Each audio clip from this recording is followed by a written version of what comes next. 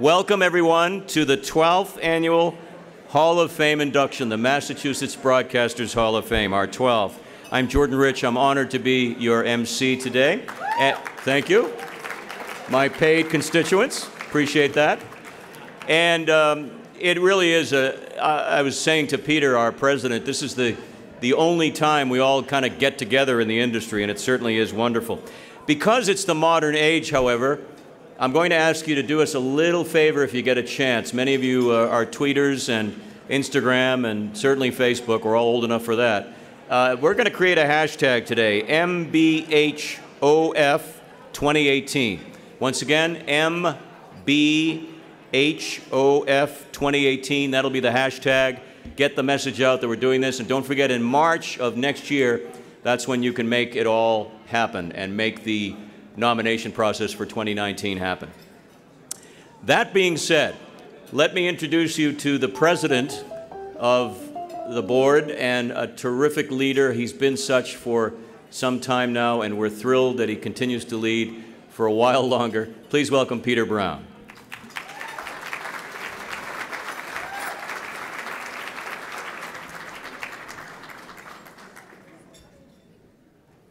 Oh, quiet fills the room. I wish my family recognized that. Thanks, Jordan. Good afternoon. That's not going to do it for me. Good afternoon. There you go. Thank you for joining us today to help celebrate the very best in Massachusetts broadcasting. This year's inductees stand out for what each one has done in his or her own special way, to reporting the news to smart, engaging audiences across the state who thirst for knowing what is happening in their communities, to recognizing the importance of listening and hearing different voices who may not always have a platform to speak, to putting a smile on faces with best-in-class entertainment, from the magic of movies to good old rock and roll, to understanding that come on down would mean only one place in this world, Route 1 in Norwood, to adding to our vocabulary the weather word bombogenesis. Where are you, Harvey? To realizing this old house really means so much more than the next teardown. Our class of 2018 will join 150 other broadcasters who have been recognized for their imprint on this industry. Several of those past inductees are with us today. I would ask them to stand or raise their hand and be recognized now. Let us show them our appreciation.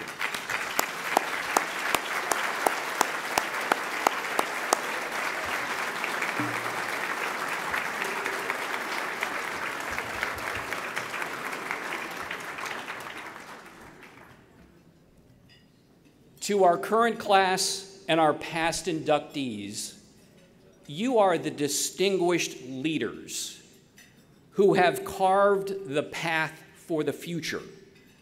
You are the architects of the compass that can offer direction to the women and men who are the vital voices in this critically important field today. Continue to be a mentor for this generation and the next as they create their own connections and conversations to a diverse and multitude of people. To all of our past inductees, thank you. Your presence here today makes this occasion even more special. I'd also like to recognize another group. These women and men are members of our own Hall of Fame Board of Directors. Their names are in your program book. I would ask them all now to stand as well as any former board members who are with us today, and let us show them our appreciation.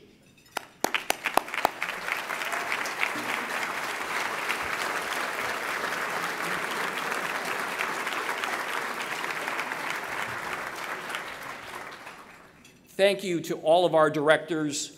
Your hours of volunteer work on behalf of the Hall of Fame and its mission are deeply appreciated. So we're often asked, how does the board select individuals for induction into the Hall? Here's the answer. Recommendations can be made at any time during the year.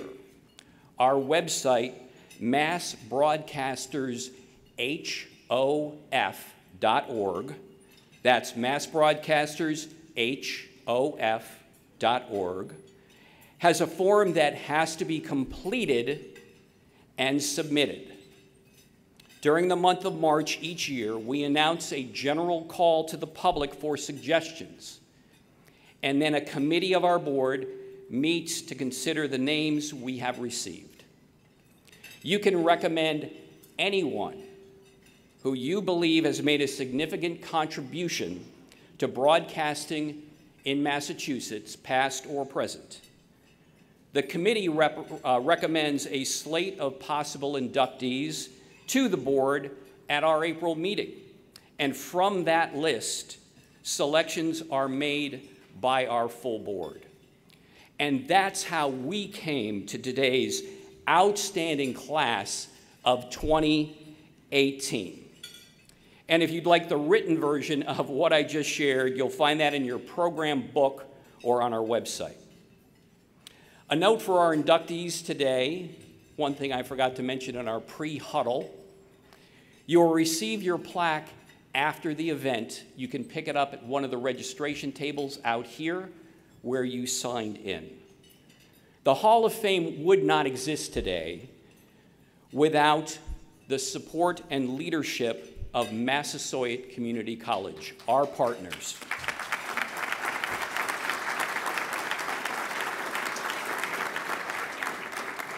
In fact, that's where the actual Wall of Fame is located, on the Massasoit campus in Canton, and we hope you get a chance to visit.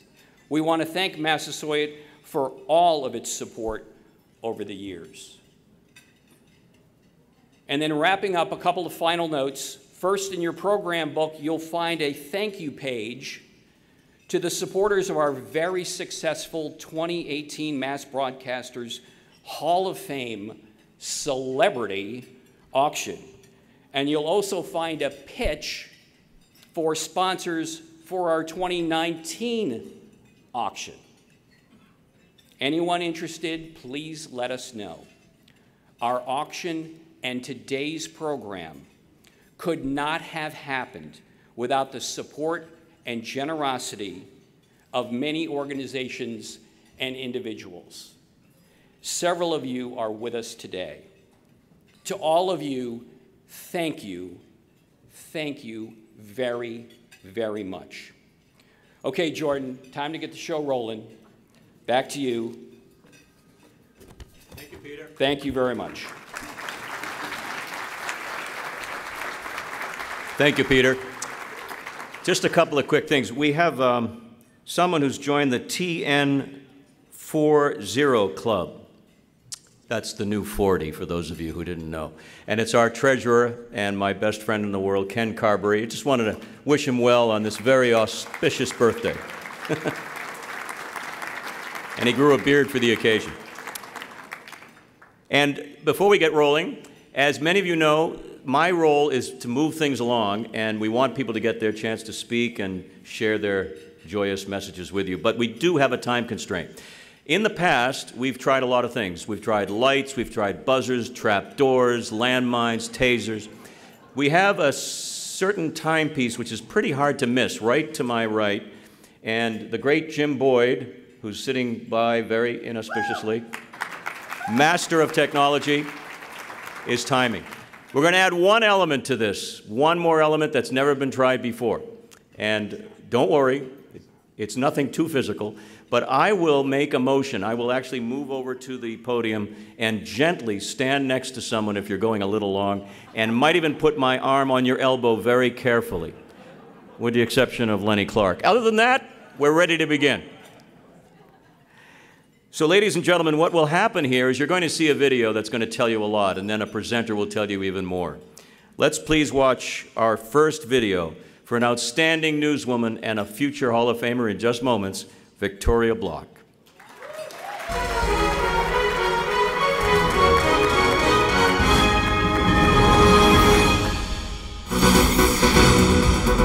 It's an unbelievable scene here. You can see a lot of the smoke billowing out from where the World Trade Towers once stood. Many Jews who live here in the West Bank believe there is a price to pay for peace. John survivors, as well as lots of other Oklahomans, say they feel like a tremendous weight has been lifted from their shoulders. John Jr. laid to rest today on what would have been his grandmother Rose Kennedy's 109th birthday. 6 Red Cross shelters remain open tonight. 2,100 homes have been waterlogged. Can you just, come on, stop!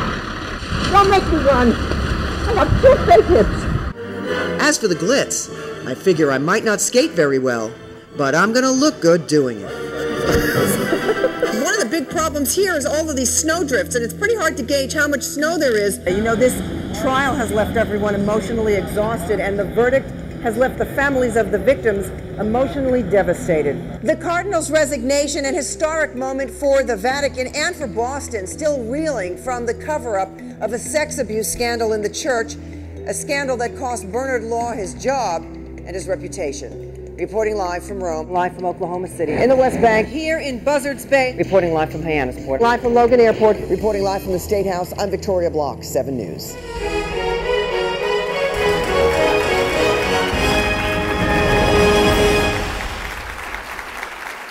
I think she should be nominated for the Shelby Scott Stuck in a Storm Award, too.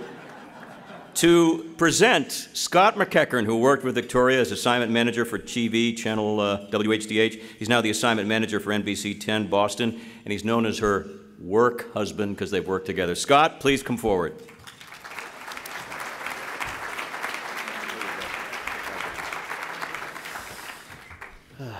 Two minutes on Vicki. It's an honor to be here with everyone at the Massachusetts Broadcasters Hall of Fame, and an honor to be here for my friend Victoria Bloch. You know, I grew up listening to Vicki on the radio and watching her on TV, and when I came back to my hometown here from NBC News in New York, the one thing that frightened me the most going to Channel 7, after all the experiences I had, was working with her. Everything I did, it had to be perfect, and it had to be right. And then one early morning, Vicki called me on my cell to tell me how I was right. I was right about a story. It was 5 a.m., and my world was made. And if she thinks I can do it, I really can. Since then, she's been one of my best friends, my teacher, my touchstone, my agent. She taught me not just to be an assignment editor or an assignment manager who told people where to go and what to do, but to be a journalist. She was my partner. When we were on a story, we worked it together, and we worked it to an exclusive. So much so that when she left, someone remarked, "Who'd she give all her sources to? Scott?" She also left behind glasses, coats, umbrellas, bags, lunchboxes, gloves, scarves, makeup. I mean, that drawer at the assignment desk at Channel 7 is filled with her lost and found, and I'm sure it still is. And she also left behind a legacy to be right and be honest, be aggressive, someone who breaks the rules, be a field general, be a friend, someone with a signature look, someone with class, someone you can trust, someone who's not just the talent. And don't be on her bad side. Those of us here are lucky. A legacy to be first, with first-class reporting and breaking news, and a legacy to be a trailblazing woman in our industry and in this market. She is a woman who was the reporter in Boston, the woman to beat. And I asked several women who are in our business here to give me a line about Vicki, and I had to cut them down because they all sent me paragraphs and paragraphs. Susan Tran said that Vicki exemplifies the words broadcast journalism. She showed women like me through example. You can both have brains and be beautiful. Nicole Oliverio said she's feared and revered. She's a pit bull but kind, genuine with no agenda, tells stories for themselves and not the glory, and there's no better role model. Cheryl Fiandaca said if the statue of the girl on Wall Street taking on the bull were tall with curly hair, that would be Vicky. Fearless, smart, and tenacious. And Krista Delkamp told me that she was always ready to share, support, back up, and lead, wherever the situation and the team required. And she said the first time she brought her newborn son into the newsroom, the first person to cuddle him was Vicky, and she said it was like the goddess of news was blessing her child.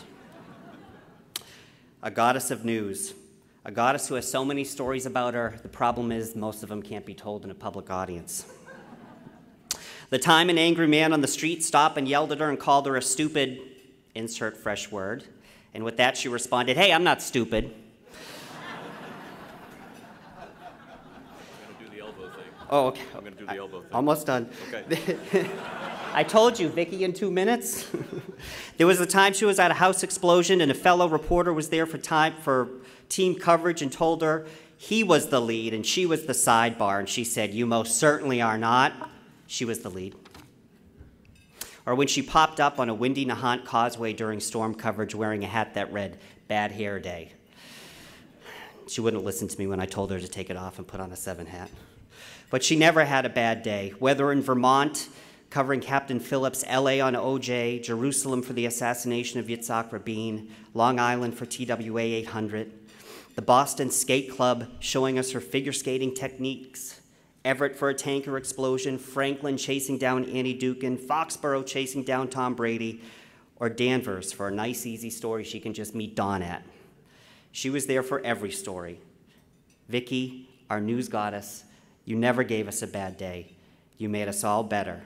You are the news station.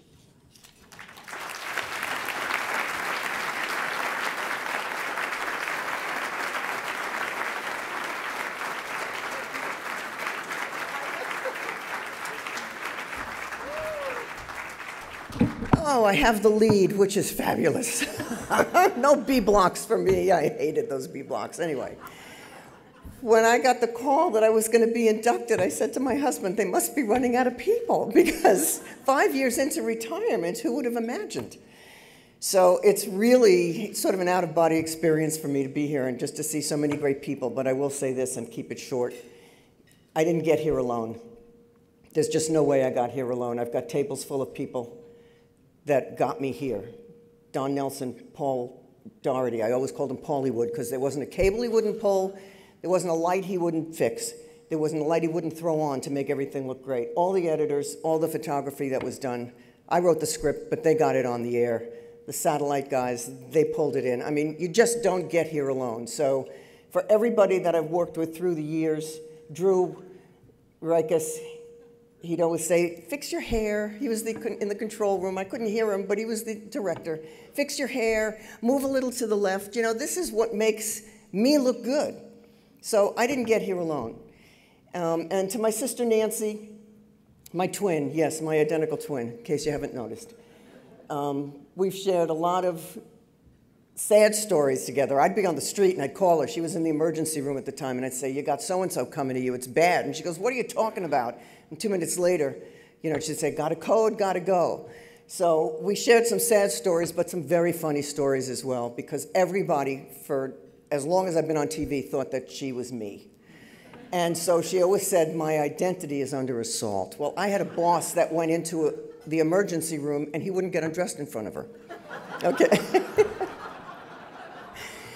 But my favorite is when this guy had come in with renal failure and she catheterized him. And he's lying on the table with a tube coming out of him and looks up at her and says, "Aren't you the lady that does the news?" Okay? So even through the tough times, there's always a place and a way to laugh at everything. The one thing I would say to anybody that I was going to mentor today or talk to today is we're so busy with social media, you do not see what is going on in front of you.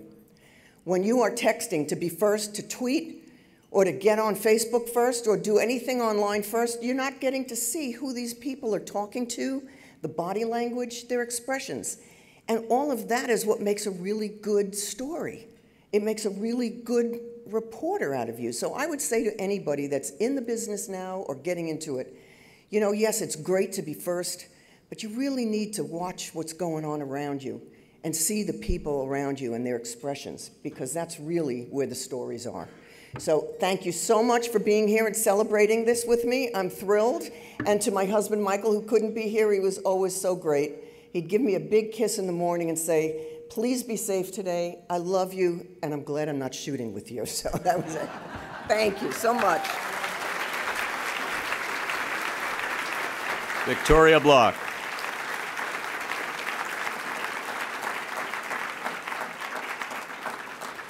We're thrilled to offer a new category, relatively new category, called the Pioneer Award. And when you watch the video, I think you'll understand why this gentleman is dubbed a pioneer. Here it is.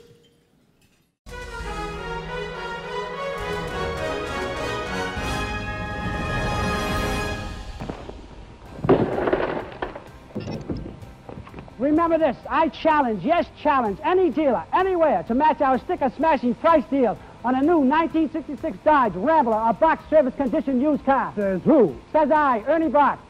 If a salesman shows you a car without a Bach mini sticker price, ask for the keys, it's your car. My name is Ernie Bach. I'll make you an offer you can't refuse. Here's a brand new 1973 Oldsmobile Cutlass two-door hardtop with automatic transmission and radio. Sticker price $34.34, Bach price $29.95. All Toyota dealers claim to have the lowest prices, but to have the lowest prices, you must have the lowest cost. That's only natural. I can sell you a new Toyota or used car for less because our costs are less. Bach Toyota, Route 1 Norwood. My name is Ernie Bach. Come on down.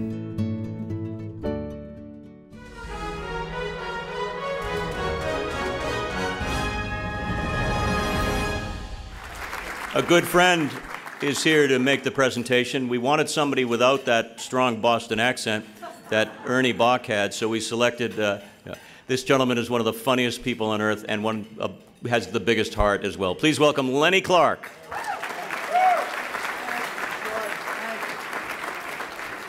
Oh my God, this is exciting.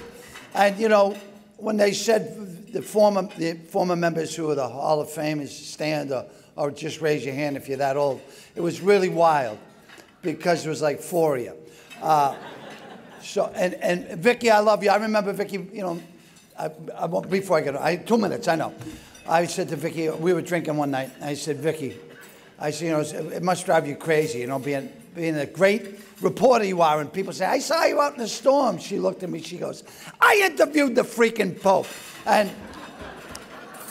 it wasn't freaking, but we have some holy people here, and it's, look at all the cameras. I could end my career in one word. All right, this is just, no. Ernie Bach. What can you can sum up Ernie Bach in 3 words. Come on down. When we were kids, that was some of the first words. I think those are the first words I say. I didn't say mom or dad. I said, come on down. And I bought my first car from Ernie Bach. You know, I remember him being dressed up, so I dressed up and I went down there and he started talking and I started talking. He said, I'm Ernie Bach. I said, I'm Lenny Clarke. And we went back and forth and he said, if I sell you the car, will you leave? I said, okay. And I was friends with him. I used to go to the house. I remember when he bought that house on Martha's Vineyard, there was a bunch of trees. Oh my God, he did a Mr. T. He took down every tree for 3/4 of a mile. And they said, we're going to fine you. He said, who do I make the check out to? That was the type of guy I liked. He was great. Fantastic guy. Walked around in his hot pants, ate well. You know, maybe I'm opening up too much, but I tell you what. A generous man. Ernie Bach was the type of guy who would give you $1 million, but he didn't want anyone to know about it. Well, I'm the type of guy, I'll give you $50, but I want you to tell 1 million people. My time's up. I promised I would do it. And Jordan, I was hoping you'd touch me so I could have a Me. Well, I wanted a Me Too movement, you know, a Me Too moment. It seems to be the rage. And, you know, they didn't have phones when I was a kid, so I missed out on that. But the thing is, yeah, see, some of you people, you get them all. The rest of you, you're like dogs watching TV. You're having fun, but you're not sure why. It's okay. I just want to say that it's an honor to be with a lot of you people that I watched on TV when I was in Walpole for a while. But it's great, and I'm very, very honored to be with you people. Thanks for having me up. Thanks.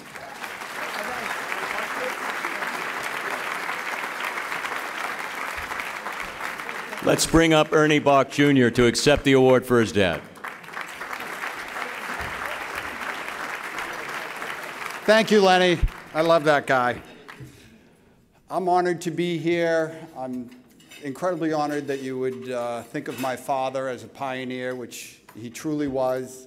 But to talk about my father, I just have to mention my grandfather. My grandfather started what is now Bach Automotive in 1938. And my father joined the company in it gets a little foggy, but late 40s, early 50s.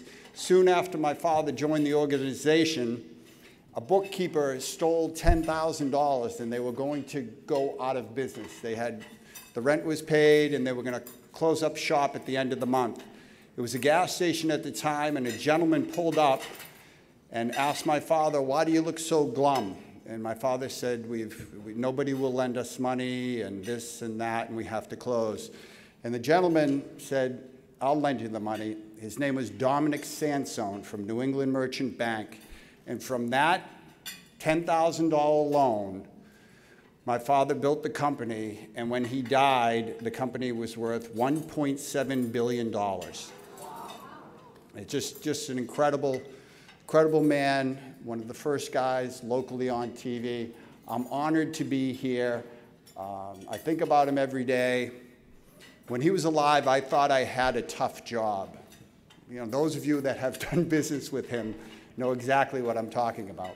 I thought I had a tough job, but in reality, when he passed, I realized that now I have to make the decisions. And it was so much easier just taking the marching orders and doing it, because he wasn't right all the time, but 9 out of 10 times he was right. The one time he was wrong, the 9 made up for. So thank you very much for this honor, for putting my father into the Hall of Fame. Thank you.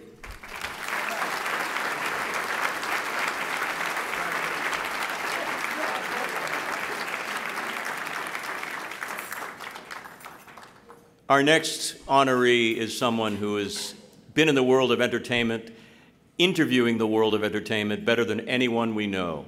So please watch the video and see what she's all about.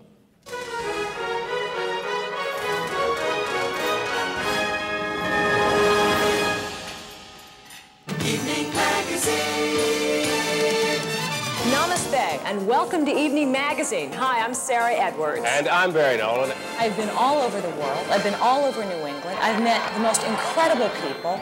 I'm about to jump out of a plane with somebody I just met an hour ago. Am I crazy?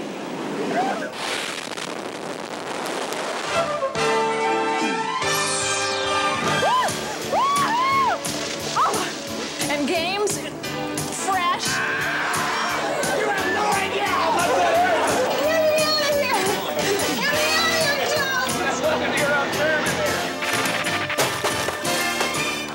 Now, 7 Entertainment News with Sarah Edwards. Reporting live from the Kodak Theater in Hollywood. From Los Angeles, California. From New York City at the Rock and Roll Hall of Fame Awards. Reporting from London, Sarah Edwards. I've got Ben. Say hi, hey, will you say hi to Boston Hey, for Boston, what's going on? We're in Pearl Harbor. We're rocking Pearl Harbor. Okie dokie. Goody goody. See, just you saying that. You like all that stuff, do you? You're very disturbed.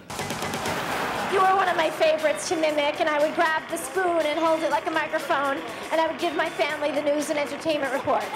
All right, then let's close out together, okay? Okay, reporting from Washington, D.C., I'm Sarah Edwards for Backstage. And Ellen Pompeo.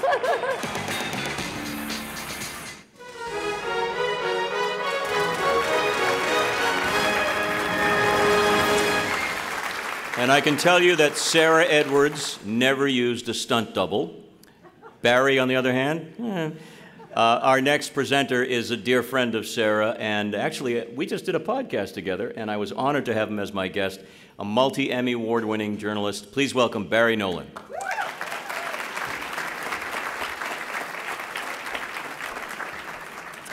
I had the privilege of working with Sarah Edwards very near the beginning and very near the end of her remarkable career. And there were a lot of years, a lot of years in between. And to tell you the truth, I hardly noticed a difference. As Senior VP of Programming at Hearst, Emerson Coleman was at BZ the first day she walked in. And as Emerson put it, Sarah was so energetic, professional, personable, enthusiastic about life that anybody that didn't succumb to her charms immediately was thought kind of strange. She had started off at KLAS in Las Vegas, where I think she was a dancer on the 11 o'clock news, or maybe she was a reporter learning how to do a one-man band routine. She went from there to the nationally syndicated show The World of People, and that's where my wife, Garland Waller, met her, and they instantly became BFFs. To quote my wife, Sarah is the kind of loyal, loving, and supportive friend the best that a person can have. And that's why she has been the bridesmaid at all my wife's weddings. I love my wife. When Sarah went on to BZ to host Evening Magazine, everybody loved her there too. Former audio guy and now independent producer Sid Levin said Sarah treated everybody from her co-host to Bill and Rose in the snack shop to the dude washing the evening van with respect, attention, and always a thank you. And Sid knows because back then he was the guy washing the evening van.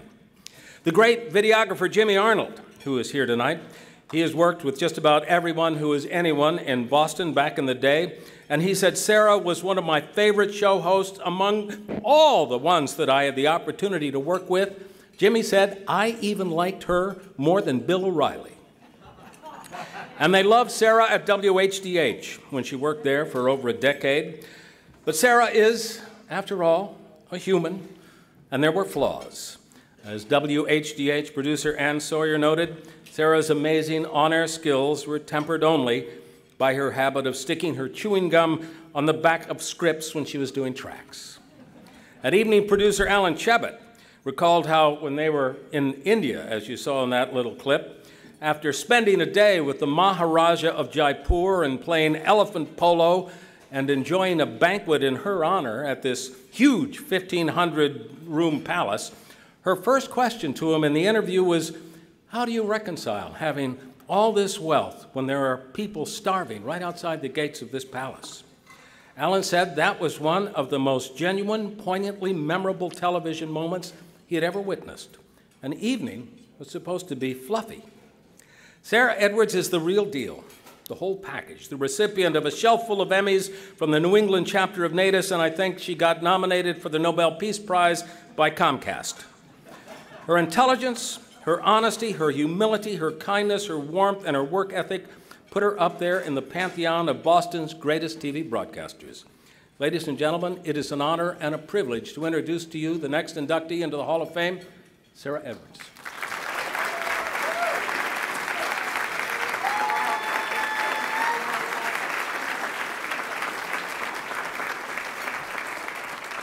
Thank you. Barry, you're so wonderful. When I first met Barry Nolan, I had come from Las Vegas, which was still a small town run by the mob. I'd been a news reporter and then did a little show called PM Magazine. So the big city of Boston called me and said, do you want to audition for Evening Magazine? I was like, okay. I arrive at WBZ. I'm looking out the window at Soldiers Field Road in their conference room, very nervous. Who is this Barry Nolan? And out of nowhere, this creature screams, boo! And I turn around, and it's Barry, scrawny, handsome, with his glasses on. He goes, hey, I'm Barry. And I started to laugh, and we kept laughing for the next 9 years. We saw New England together. We saw the world together. And our jobs really were to be the audience's best friend. I'd walk down the street, and somebody would say, Sarah, skydiving, really? And you know, you'd go to a cocktail party, and Barry said, you have to keep your lips zipped, because someone would say, I'd like to go rock climbing. And you think, oh, yeah, I did that Tuesday. Or they'd say, you know, I'd love to go to India or Bali. Oh, yeah, we went there 2 weeks ago. It was one of these amazing jobs, and that is the kind of the theme of my job, is that I'd walk down the street and people would say, why can't I do what you do? And I said, I'm just lucky. Channel 7 came along after Evening Magazine. Jacques Knotts, I don't know if you remember that name. He was then one of the many news directors. I went through 9 of them at Channel 7. But he brought me in to be the entertainment reporter, and they said, we want you to work with a producer, Ann Sawyer, but if you don't, get along, you don't have to do it. So Ann, could you raise your hand over there? There's Ann. Ann and I went to lunch, and it was immediate, like me and Barry. We just clicked. How lucky was I? And we had to go do live shots, which I'd never done before. Evening Magazine was pre-taped. So they sent me out with Victoria Block to see how a live shot is done. And she's so professional, and she does it. And I said, do you have any advice? And she said, never let them see fear. Do not show fear to the text, to anybody. I said, okay. Ann and I go to the Newport Jazz Festival. It's my big live shot. I have my little fancy dress on, and we're outside. It's beautiful. And I'm going to interview Tony Bennett. He's the headliner. Tony Bennett comes out. The live truck is going. Ann is cueing me. I'm interviewing Tony Bennett. It was great. He sang a little bit of I Left My Heart in San Francisco. We're done. I turned to Ann, and Ann, who was always very calm under fire, says, Blondie, we didn't get it. I said, what? She said, there's some miscommunication with the people back at the station. She said, where's your car? I had to pull my car up. She got on my car phone to call the station to cue me from the car phone. So then, Tony Bennett. I go trotting in my high heels, and he's ready to do another interview, and I said, Tony? And he looks at me puzzled. I said, that was so great, but we got to do it again. And that man, to this day, I think about Tony Bennett because I was a nervous wreck. He came over, did it all again, and even sang I Left My Heart in San Francisco again while Ann Sawyer is in my car, kind of going, go, go. But it's those stories I treasure. I treasure the character of Boston. And I remember having dinner with Kent Damon, may he rest in peace, and he said, Sarah, when he was married to Jean Blake from Channel 5, would you interview my kid? I said, your kid? Who? He goes, oh, Matt, he's at Harvard. He's done 2 little movies. I said, Channel 7 is not going to let me interview an unknown. But I said, okay, I'll figure something out. So I go and I interview this kid at Harvard. I think he's got his books in his hip.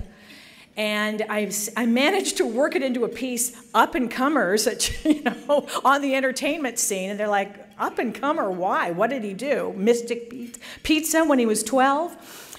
And fast forward 2 years, I'm on a red carpet at the Golden Globes. I'm standing next to Entertainment Tonight.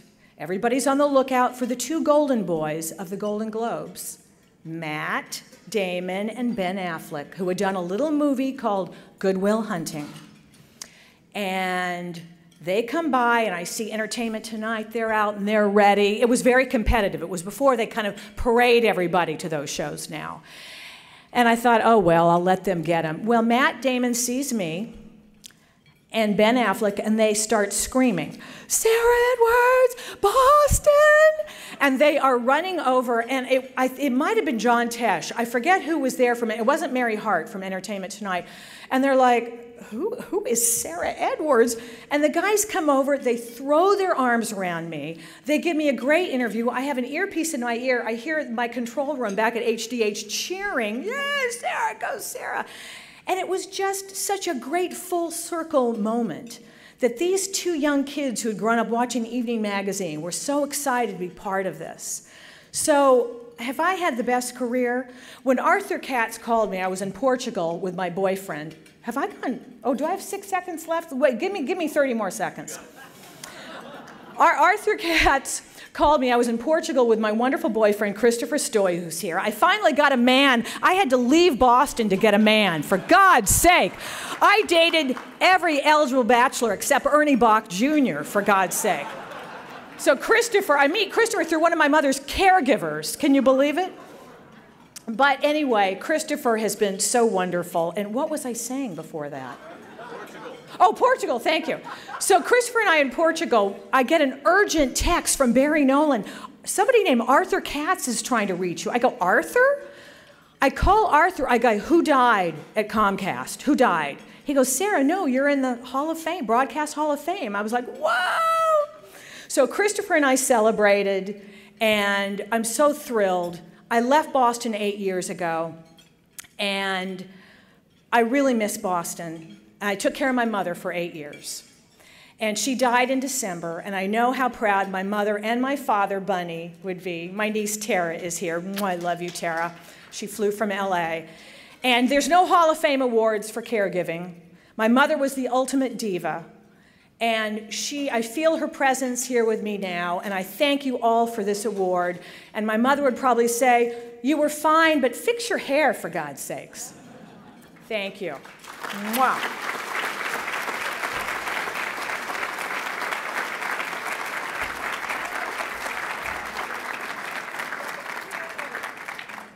Our next honoree is known for his journalistic excellence, but a lot of people just know him for those amazing pipes, the vocal chops. Ladies and gentlemen, please watch the video.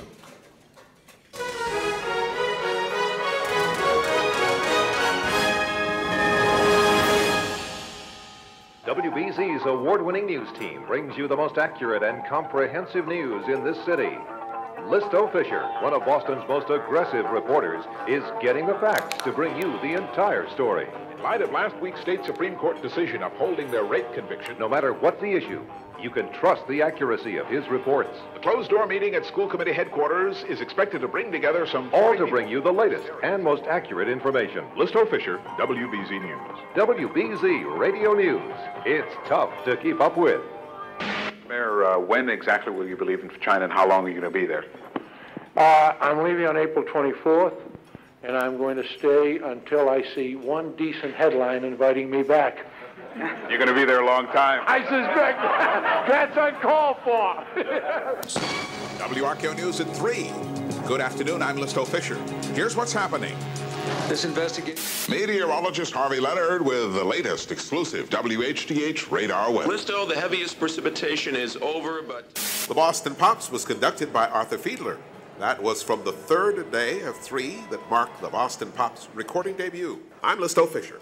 Star After Dark. After Dark. On Star 93.7.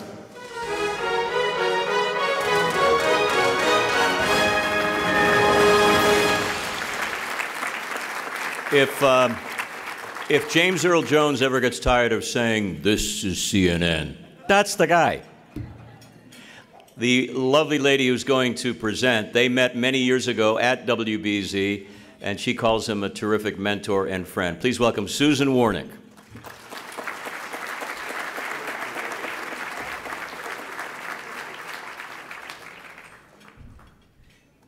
Thank you so much for that warm welcome. I'm thrilled to be here. When you retire from television and you're not on the air for 4 years, people think you're dead.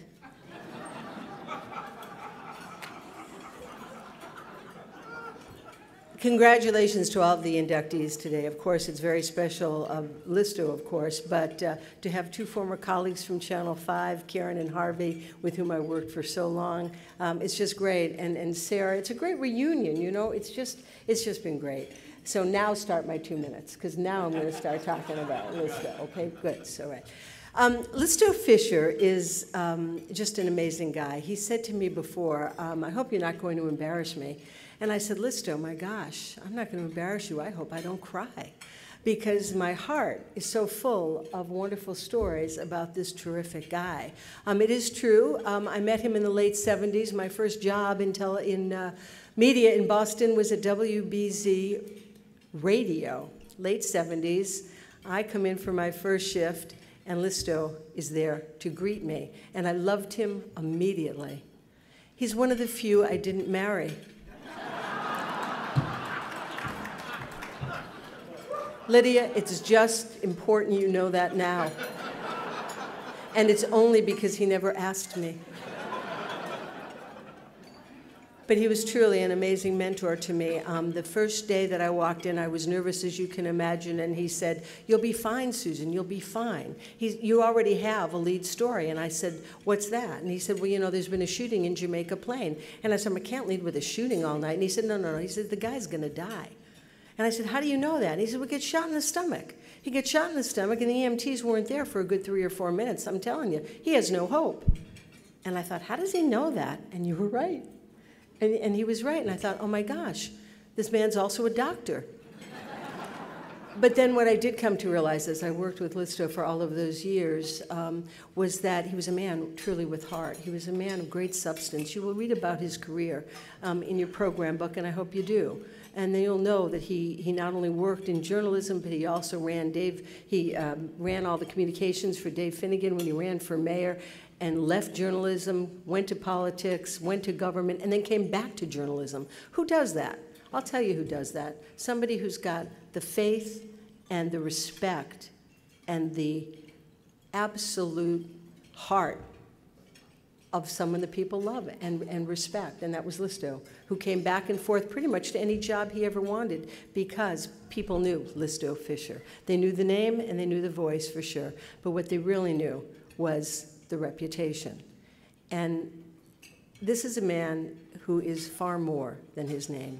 Came to this country when he was 12 years old from Panama, lived in the Bronx, not far from Harvey, actually. Many of you don't know that. And they didn't know it at the time, but decided journalism was his passion, and so did whatever he had to do to become one of the best in the business, and not just because of his journalistic skills. You would assume that when you are inducted into this great hall of fame that you have earned it because of your professional skills. But ladies and gentlemen, I'm here to tell you today, I'm here to tell you that Listo Fisher is much more than that. He is a gentleman. He is a kind-hearted soul. He taught me compassion. He taught me love. He did teach me about journalism, but mostly he taught me about life. And journalism lost a great when Listo in Boston decided that he was no longer going to broadcast. And so he started broadcasting for radio stations in South Africa. And they are lucky. So I know that there are a lot of news managers in the room right now, Listo, who immediately after your speech in this event are going to have job offers. Ladies and gentlemen, I can't tell you how proud I am that Listo was the one, that Listo asked me to be the one to present him today, and so I do. The next inductee into the Massachusetts Broadcasters Hall of Fame, and no one deserves it more than the great Listo Fisher.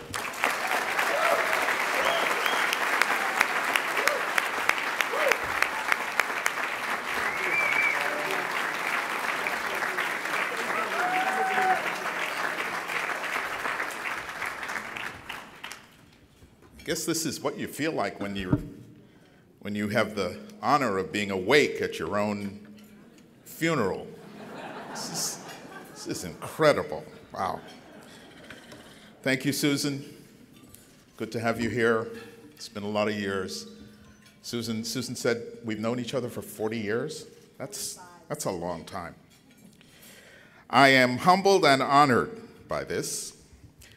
You know, to be recognized for what you do is kind of a blessing, but to be honored by your peers for what you do is, in a word, awesome. It is just wonderful, so thank you. I wanted to make sure I didn't leave out anything, so I jotted down a few notes, just so I won't forget anything.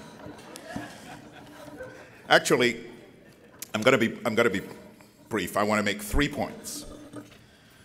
I've heard this story several times from both Governor Charlie Baker and the Mass Housing Executive Director Crystal Cornegay. The governor says that during his last campaign, he was forced to attend one of those multi-candidate forums, this one on housing. And at the end of the forum, a short black woman approached our very tall white Republican candidate and handed him her card. She told him, if you really want to talk about housing, give me a call. He slipped the card into his pocket with no real intention of acting on this suggestion, But a few months later, the candidate said he had a break in his schedule, and he found the card. He located the office in Dorchester, and they talked about housing for a long time, and they bonded. Long story short, when he won his election, Baker says he was delighted to offer Crystal Cornegay a position of Undersecretary of Housing and Community Development. They both took away two morals from this story. Always show up, always say yes. You never know where it could lead. So I implore you, always show up, always say yes. My second point, if you're still in the business, if you're still a reporter, an anchor, a writer, a producer, a director, a camera person, I feel your pain. You've had to put up with consolidations and cutbacks and reductions in benefits. Less is more. Managers who don't know what they're doing, not that there'd be anybody like that here, that wouldn't happen. But my advice to you is to please continue doing what you're doing. Do it with diligence, do it with integrity, do it with honesty, and do it with fairness, because our country needs you now more than ever.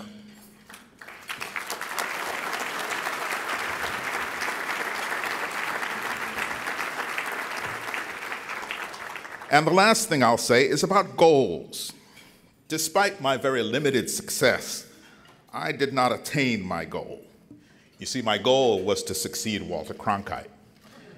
And I can see all the millennials in the room going, who's Walter Cronkite? I never felt comfortable, however, doing television. I tried a couple of times, couldn't control my hands or my facial movements. Nevertheless, I thought that some CBS executive somewhere would hear me on the radio and say, you know, that guy Fisher should be out replacing for Cronkite. It didn't happen, of course. But I now am retired. I still read 4 newspapers a day. And I'm a big fan of TMZ, so I know all about Meek Mill, Cardi B, the Kardashians, and the rest of them. So if there are any TV executives in the audience looking for fresh talent, give me a call.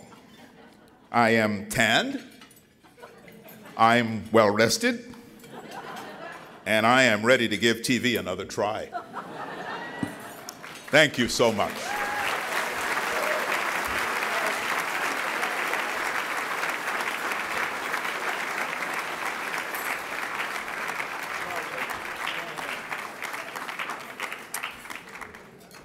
You know, these wonderful speeches and comments from our honorees every year are great takeaways. And of course, this will all be available on the website, so share it with your friends and other colleagues. The Mass Broadcasters Hall of Fame is indeed the Massachusetts Broadcasters Hall of Fame. So it's important to remember that Massachusetts extends well beyond the borders of Boston or even Worcester or even Springfield. So please pay attention to this next video, which will focus on what I just mentioned.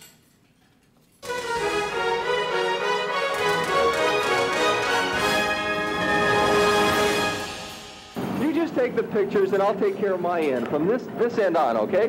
Their message quite different from the one given inside by the pro-life people. Well, Kathy, the best that can be said about Gloria is that she is gone. This is the area of the Good Fence. It's located on the Israeli-Lebanese border. President Reagan leaving the exhibition hall now here at the Springfield Civic Center. Ray Herschel is there and joins us now live from Capitol Hill, right?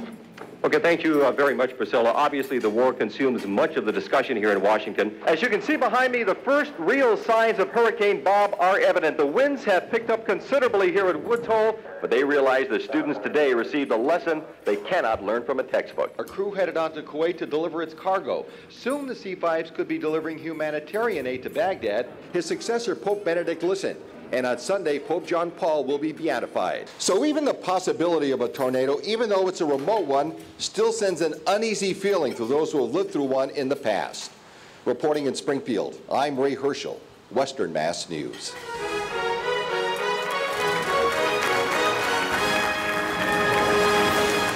And here to present Ray is a gentleman who was presented with the honor last year. Please welcome from that area, Dave Madsen. Dave?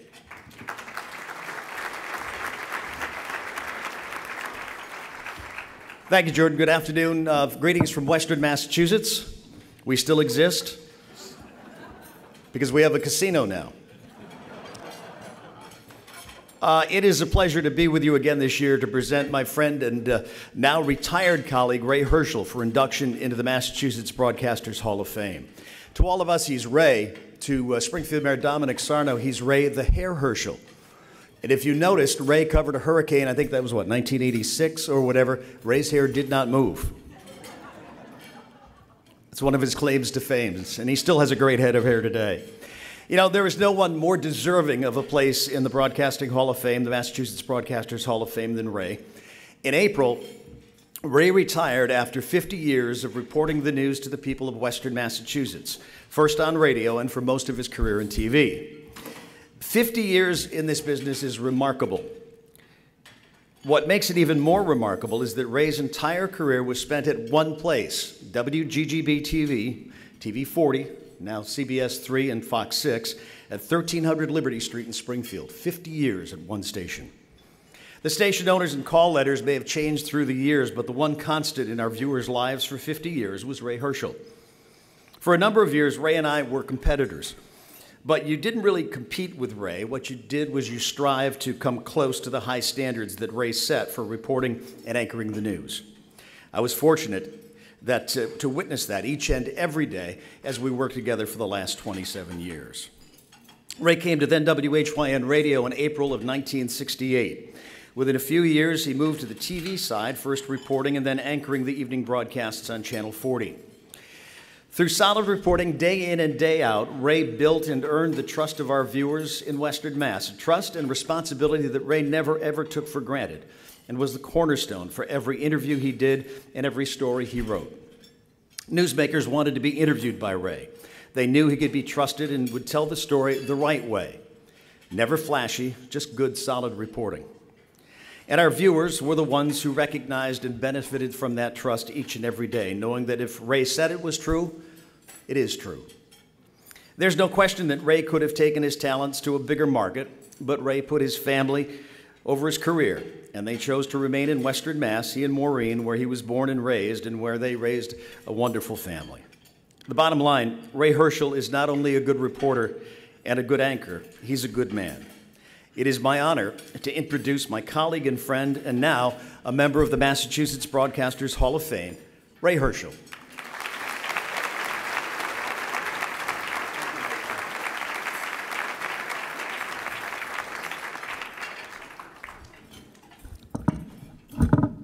My friend and colleague Dave Madsen, thank you very much. Can I just share one quick story with you about Dave? Our careers are very similar. We were born in Western Massachusetts, spent our professional careers in Western Massachusetts. I for 50 years, Dave getting close to 50 years. So you can understand how people would recognize us facially and say, you're the guy on TV, seen you on the news. And for some reason, oftentimes they would confuse our names. They would call Dave Ray and vice versa. And sometimes it's a little irritating, but it can work to your advantage. One quick story, back in 1984, I was covering the Democratic National Convention in San Francisco. After a long day on the convention floor, our photographer and myself were walking back to our hotel room. We passed a gentleman's club. Standing on the sidewalk was a bouncer and one of the dancers. And as we walked by, she said, "Hey, you're on television." And I did a double take. I'm thinking, where is this going now? So I said, we're from Massachusetts. How do you know us? And she said, well, I worked in Hartford for many years at one of the clubs there, and I remember seeing you on the news doing the TV news from Springfield. And I could see the wheels turning. The wheels were turning, scratching her head. And finally she said, I know you are Dave Madsen. And I said, you know, sometimes it's good when they confuse the names. You know, as I stand here today, I am extremely honored and grateful to be inducted by the Mass Broadcasters Hall of Fame. I want to thank Peter Brown, the entire board of directors, for bestowing this honor on me. My congratulations to all our fellow inductees. What a great group this is today, and I am proud to stand here today with you. And I'm especially honored to be included in the class that's honoring Lana Jones posthumously.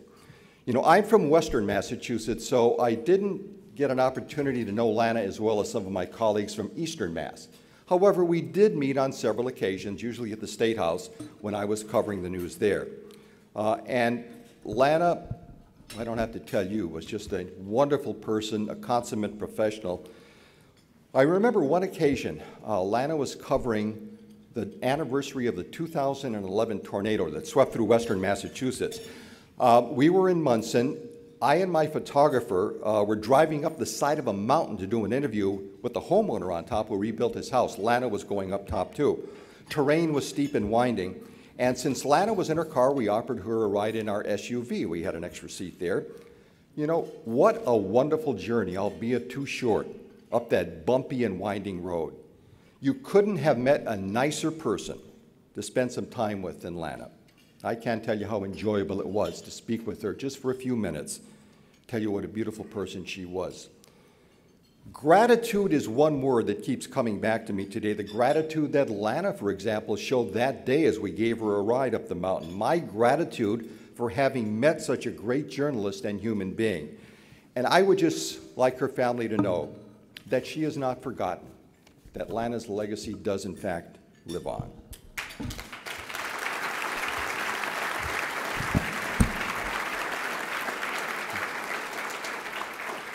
As Dave mentioned, I recently retired after 50 years of radio and TV in Springfield.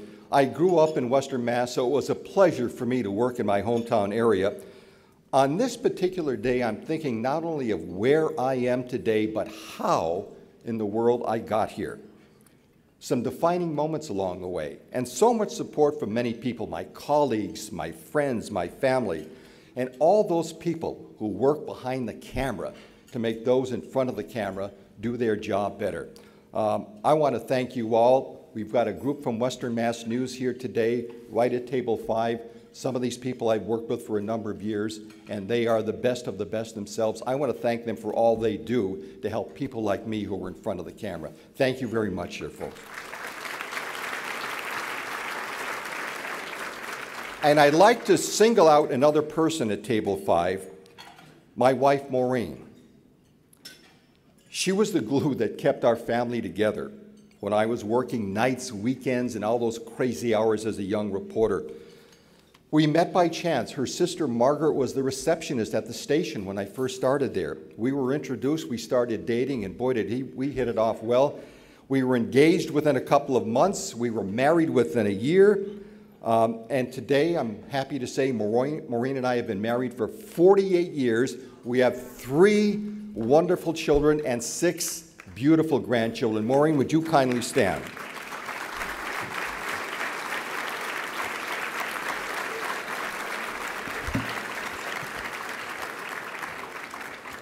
You know, a lot's going through my mind today, and I know we're very limited on time, so I will try to keep this as brief as I can. But I keep coming back to that word gratitude. I'll forever be grateful to my parents for working so hard to send me through college. I was the first in my family to go to college. A high school English teacher who was instrumental in my decision to go to Emerson College, one of the best decisions I ever made. And speaking of Emerson, it's been a great week for the class of '67. How about that? I am standing here being inducted into the Broadcasters Hall of Fame, and my fraternity brother and classmate Henry Winkler the Fonz got an Emmy this week. It doesn't get much better than that. In my freshman year at Emerson, another defining moment. The day was November 22nd of 1963, a dark day in American history when President Kennedy was assassinated in Dallas. At the Berkeley Beacon, our college newspaper, our staff put together just a one-page edition of that information we had gathered. Several of us quickly walked out on Beacon Street, handed out this special edition to cars that had stopped at Berkeley and Beacon Streets, giving them the first written word about that tragedy in Dallas. I think it was that moment that solidified my decision to go on and become a reporter. When I graduated from Emerson, I was ready to go, ready to work anywhere. Ironically, that job came at WHYN Radio TV in Springfield, literally a stone's throw from where I grew up as a kid. And none of us will ever forget the person who hired you for that first job. Durham Caldwell was the news director at WHYN at the time. He saw some potential in this young kid from Emerson. He was highly respected, no-nonsense news director. Not only my boss, but a wonderful mentor as well. Give you a little perspective, it was 1968. 2 weeks before I was hired, Dr. Martin Luther King Jr. was assassinated in Memphis. 2 months after I was on the job, Bobby Kennedy got assassinated in Los Angeles. Protests were heating up over the Vietnam War. The Democratic National Convention turned violent in Chicago that year. And civil rights demonstrations are going on all over Springfield. Here I was, a cub reporter in the #1 station in the market.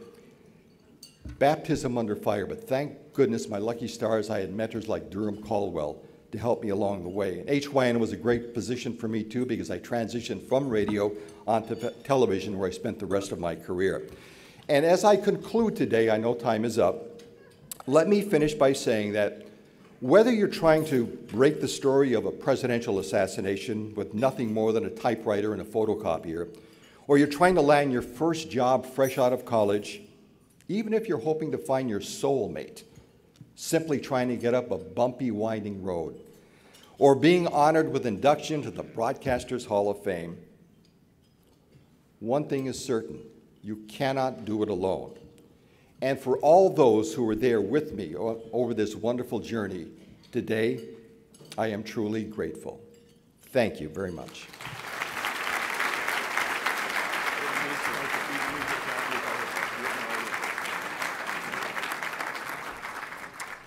Well, Ray's speech was so eloquent and beautiful, and of course there's a poignant aspect to the speech when he mentioned a colleague of mine and many of us in this room, Lana Jones. So I think it's appropriate now that we show you just a clip, and you'll get a sense of who she is and was.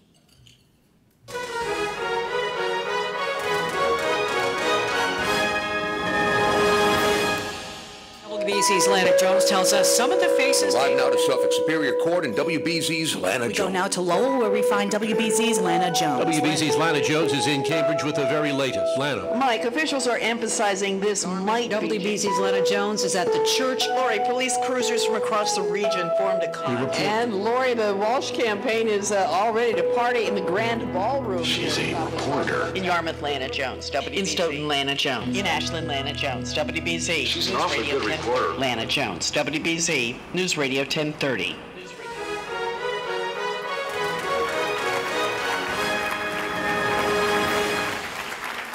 That smile is priceless. To present to Lana's husband, please welcome one of the best in the business in terms of news on radio, and a great friend and colleague, Rod Fritz.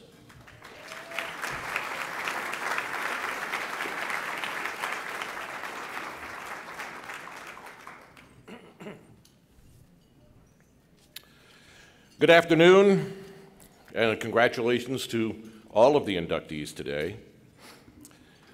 I first met Lana Jones, believe it or not, in 1986, when I was named the news director of WMJX-FM and WMEX-AM here in Boston. And we were beginning the task at the time of formulating a full-service music and information station.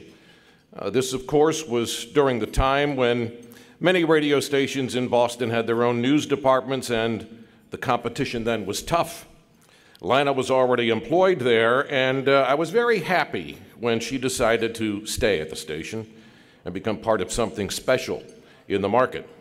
She came to Boston from Worcester and was always ready to learn, and boy, did Lana learn. She liked being out covering stories and would always seek my advice on how to make the story better.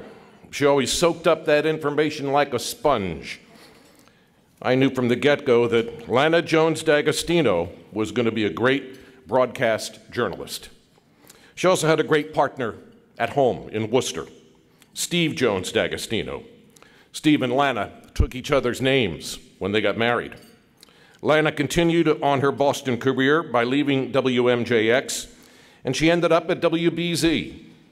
However, we did stay in contact with each other over the years, and there came a time, even, when Steve and I and another Steve, Steve Brown, thought that it might be a good idea to go into business with each other.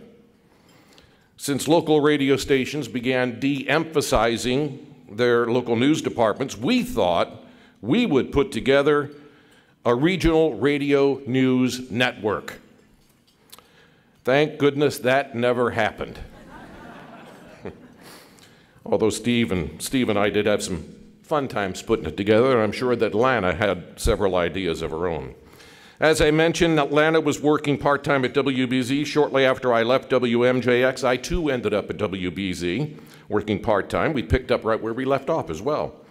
Only now Lana was helping me figure out tape operations, the board, and dealing with management, something I should have paid attention to. We would discuss how much we both wanted to work full-time at WBZ, and eventually I left and went to work full-time at other stations like WRKO. But eventually I found myself back at WBZ, and again Lana was there to help guide the way. I observed her work and realized she had become the professional, ethical, loyal broadcast journalist that I knew she would be. Day after day, her reporting, her storytelling was outstanding. Made no difference what she covered. Events happy, sad, lighthearted, deadly serious. Sometimes it was long and drawn out, like the Whitey Bulger trial. You know, who else could take a full day's testimony to a courtroom, boil it down on the spot, turn it into a compelling and complete 40-second rap? Lana could do that. And she did it day after day because she knew her stuff. I miss Lana. I think of her often. She always knew how to say the right things to her colleagues, her coworkers, always had the wonderful things to say to me every day when we worked together. Her time on this earth and her time in this business that we all love came to a far too early end on April 25th of this year.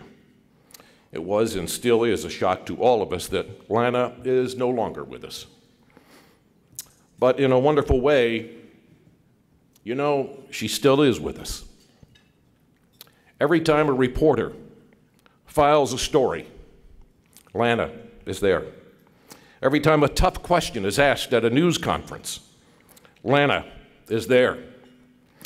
When an anchor tosses to a reporter in the field, Lana is there. And every time we think of the professionalism in our business, Lana is there.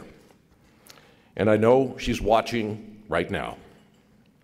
And I know she's saying, why all the fuss? I was just doing my job. Yeah, she did her job all right. And she did it better than anyone I know. Of course, the man who really knows Lana, her soulmate, Steve D'Agostino, and we all share in his loss. Ladies and gentlemen, it is my honor, it is my privilege to introduce to you my friend, Lana's husband, Steve Jones D'Agostino.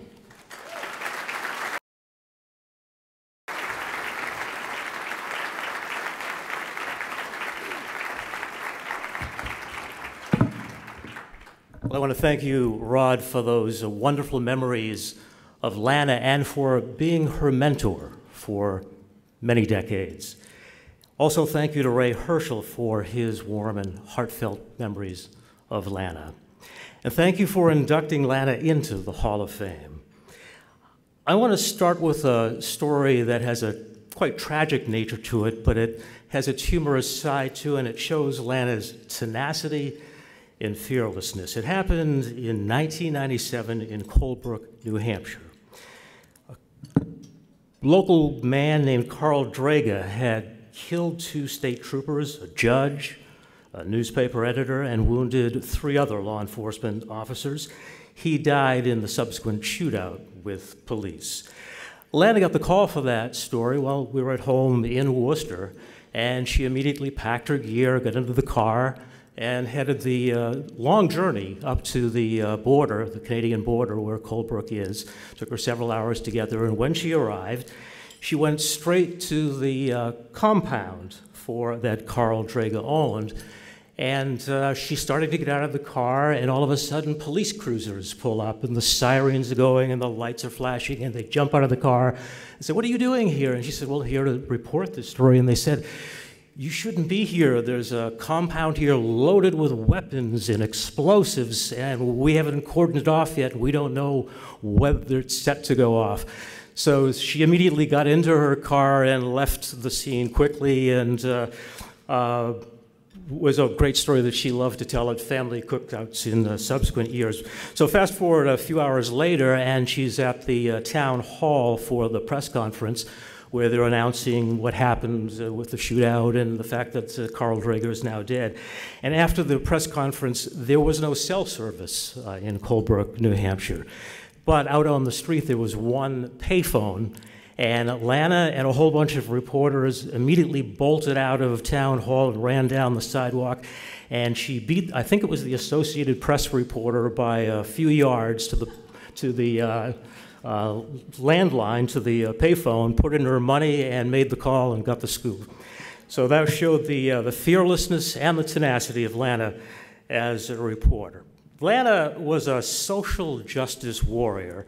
Her weapons were her Bic pen, her Shure microphone, and WBZ's 50,000-watt clear channel radio signal. Lana's passion and joy were covering our legal justice system, especially the courts and their trials. She wasn't an attorney, nor did she pretend to play one on radio, but Lana did know the law inside and out. Any lawyer, any politician, any bureaucrat who even thought to try to intimidate her or BS her very quickly got their own taste of justice. Lana did not gladly suffer fools or liars. Inspired by her father's love of the law, he was a lawyer and a part-time judge in Ohio. Lana believed in the genuine goodness of people and had a particular passion for increasing public awareness of the legal system and highlighting social justice issues.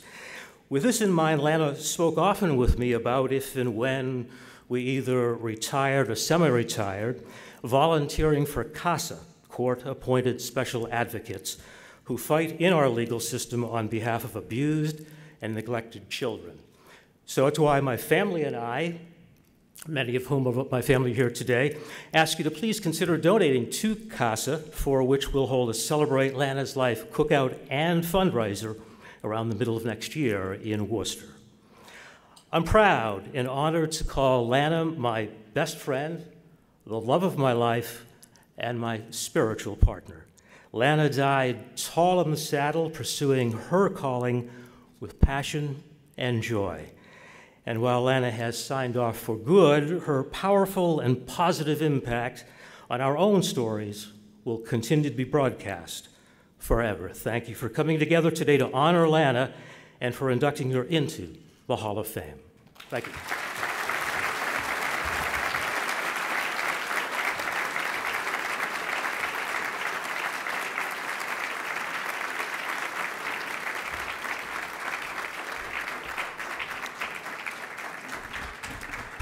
Thank you, Steve. Well, there's the two words that many of us are familiar with in households across New England. Actually, 3 words, 4 words. What does that? Yeah. And that's usually uttered by one's mother. What does Harvey say? Right? Every mother wants to know what Harvey's thinking about the storms and so forth.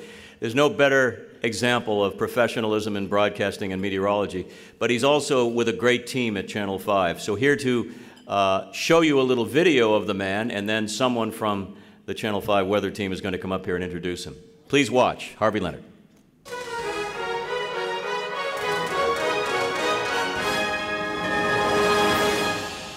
So here's what to expect. He's the most recognizable name in Boston weather. Now here's the track of the storm. Days before the blizzard of '78, he called the shot. Those of you who think we're going to miss it, forget that idea and throw it right in the garbage. For more than 40 years, New Englanders have placed their trust in Harvey Leonard. This will become the boss. But in a science that records every degree, every inch, the true measure of Harvey's impact is seen in meteorologists across the country.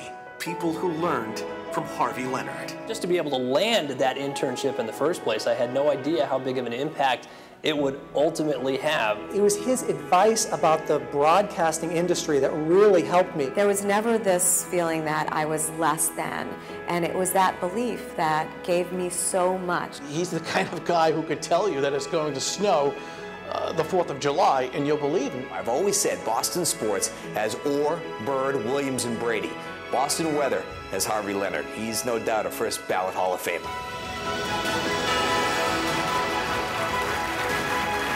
Well, that says a lot, indeed. That says a lot, but not everything. Here to present to Harvey is Cindy Fitzgibbons, one of the great meteorologists at Channel 5.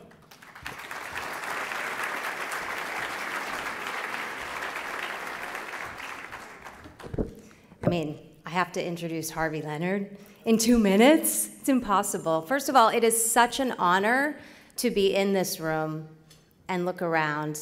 It's not intimidating at all, I swear. I'm actually here to introduce the man that we all know, but is honestly one of my most favorite people on the entire planet. He's a man so beloved by the Boston meteorological community that you really need to only mention him by first name, right? Harvey. Harvey's been a fixture on Boston television for more than 40 years, and he looks the same. I would argue his passion for weather and forecasting shines just as brightly now as it did back in 1974 at his first television job as chief meteorologist at WPRI in Providence. It is his genuine love of weather, or what he refers to as a lifelong obsession, that has driven his iconic career. Among his many accolades, Harvey has been honored with the prestigious Governor's Award for Lifetime Achievement. He's a fellow of the American Meteorological Society, and he's been honored by NYU, where he earned his master's, for his accomplishments in meteorology. Clearly, Harvey is an exceptional meteorologist and scientist. But the words of another exceptional scientist could not ring truer.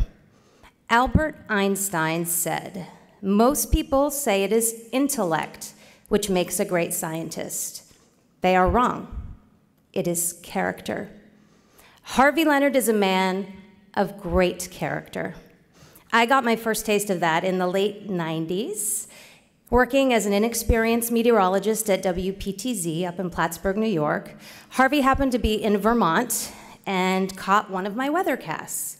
He called the station to tell me he thought I did a good job. Who does that? Harvey Leonard does that. Harvey has been and continues to be a mentor, as you saw, to dozens of meteorologists that work in markets right now on televisions across the country. And he's nicknamed the Dean of Boston Weather because he loves to share his knowledge. He's been a teacher to so many people, teaching them not just about weather and about forecasting, but also the broadcast industry and what it means, really, to be a good human. Harvey's an advisor, he is a role model, and he is a friend. He is so giving of his professional time while being a husband to Lorraine, a father to his 2 daughters. Sherry is here, Lorraine is here. Tracy, his other daughter, is here in spirit because he's also very soon, any moment now, he keeps checking his phone, going to be the grandfather of 5. Yes. And really, his longevity in broadcasting is in part a product, I believe, of his generous character. His integrity is visible through the darkest storm. With Harvey, it is always about the weather. So, his weather team here at WCVB, AJ Burnett, Kellyanne Chicalese, Mike Wonkum, and myself, all here today, we came up with 5. I said, okay, 5 words that best describe what it is like having Harvey as a colleague. We had to narrow the list down, but these are the 5. Authentic, that's Harvey. Considerate, that's Harvey. Meticulous, that's Harvey. Supportive, of course. And a fanatic. Now, not just about the weather, we all know that, but also about sports. Red Sox, Patriots, and tennis. Especially tennis. So please welcome the man who forecasts them all, but truly lives for 2 seasons, winter and tennis. The one and only Harvey Leonard.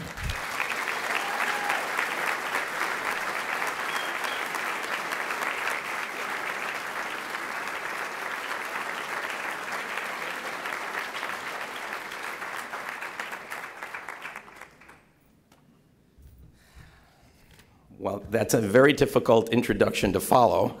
I can tell you that. I can't thank Cindy enough. And by the way, of course, Cindy is so prominent as a meteorologist in her own right in Boston. Is she a fantastic person as well as a meteorologist, or what?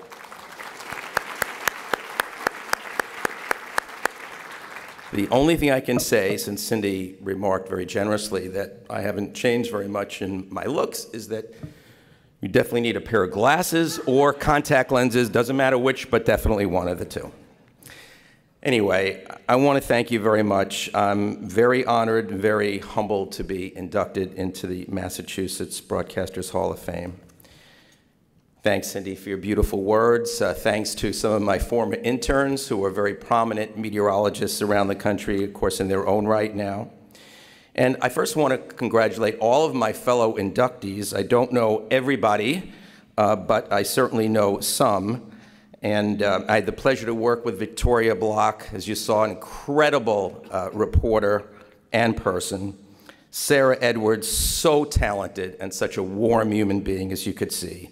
Listo Fisher, the man with the golden pipes.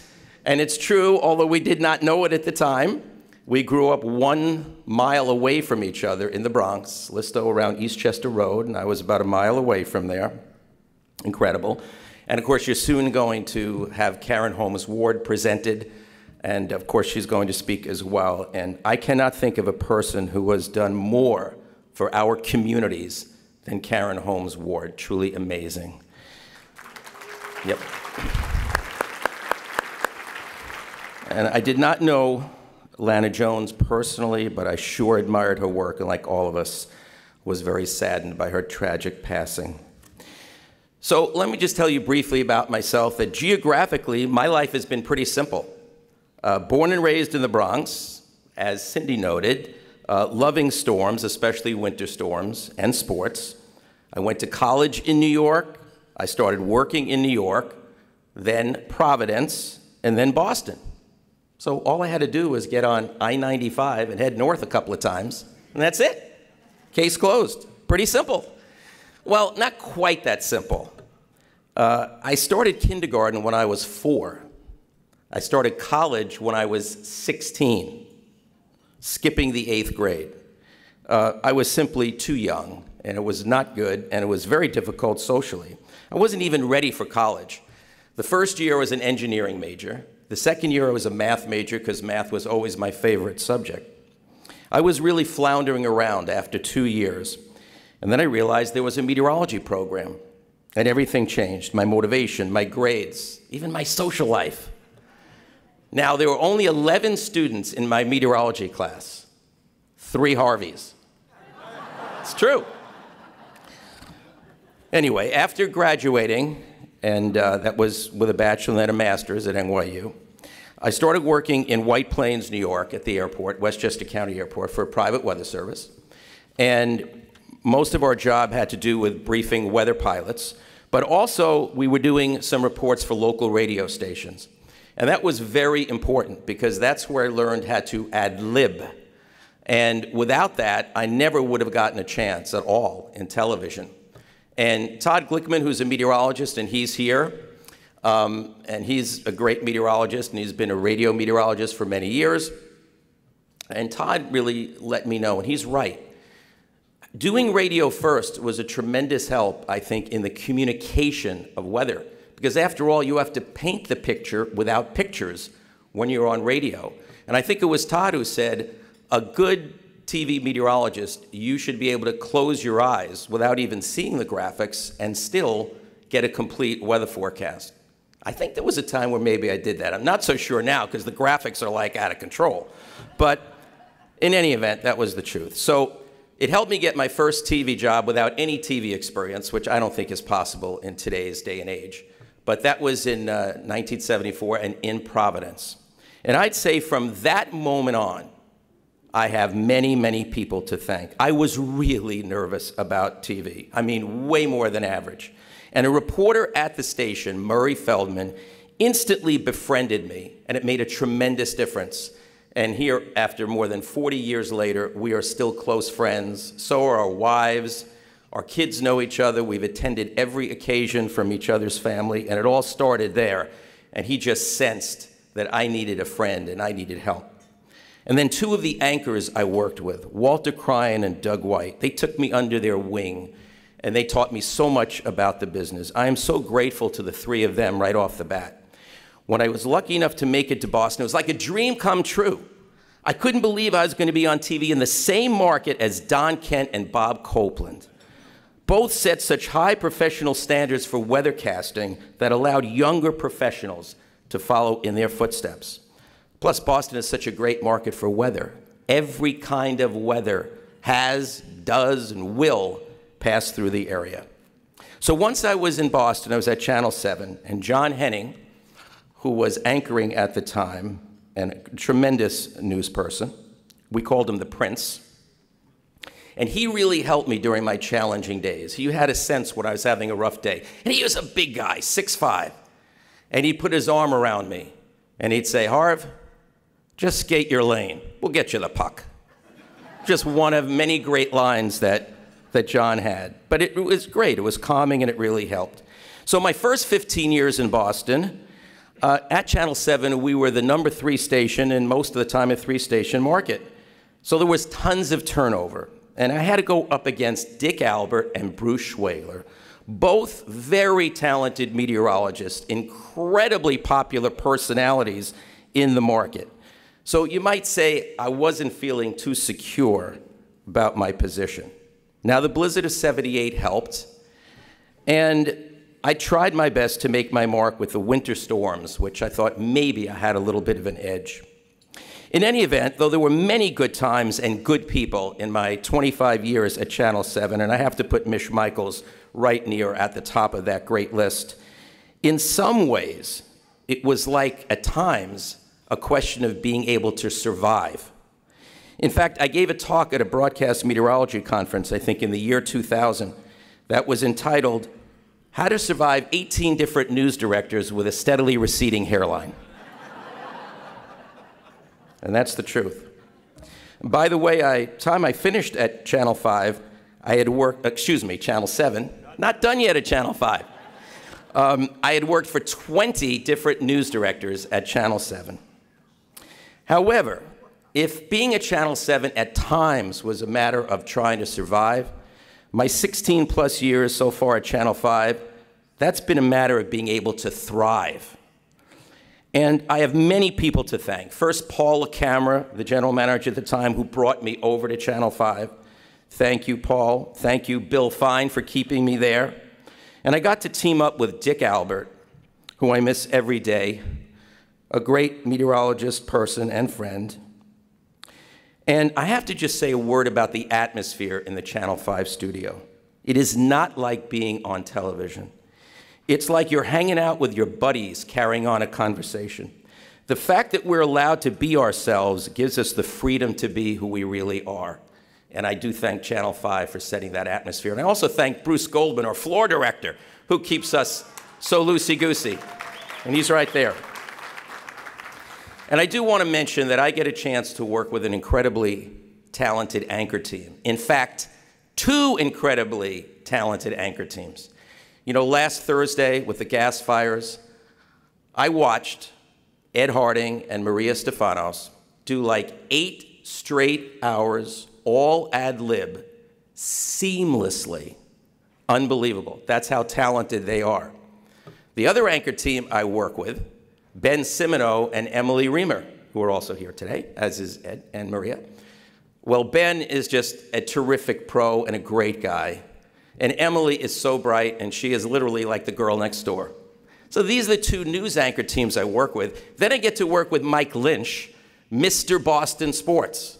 So how lucky am I? And if that's not enough, think of the weather team I worked with. Cindy Fitzgibbon, who is just, as you saw, is just unbelievable. And what you see on the air is what you get in person. She is that good a meteorologist, communicator, and human being. That's Cindy. I also get to work with Mike Wonkum, who is like an Emmy award-winning machine. How many of you got? You got the calculator out, Mike? I get to work with AJ Burnett. He's just back from North Carolina, where he covered the storm, not only for us, but for our entire chain of stations. And AJ can do it all. He's versatile, from reporting weather, from doing weather on television, the graphics, incredibly creative. It's like, with Mike and AJ, it's like having engineers as well as meteorologists on staff. And then we have Kellyanne Chicalese, and she is here as well today, and she is just as nice and kind a person as you can have, and a very bright meteorologist. So you see how I'm still blessed in many, many ways. I also want to thank Ken Fishkin, who has represented me so well over the years. And finally, and most importantly, I want to thank my family, my wife, Lorraine, of many years. We won't say the number.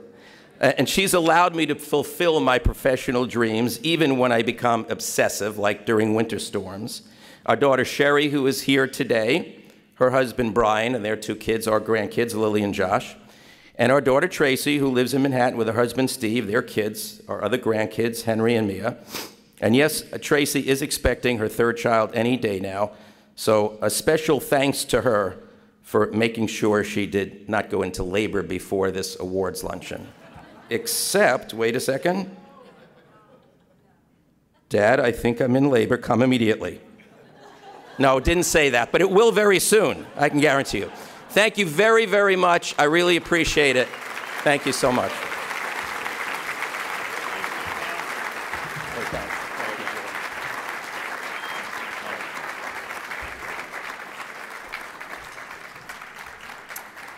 We only have a few inductees left, so we'll move the program as we do as quickly as possible so that some of you have to leave. We understand that. But our next honoree is really amazing. And you're going to be amazed when you see the video. Why don't we just roll it, boys, because it's really great.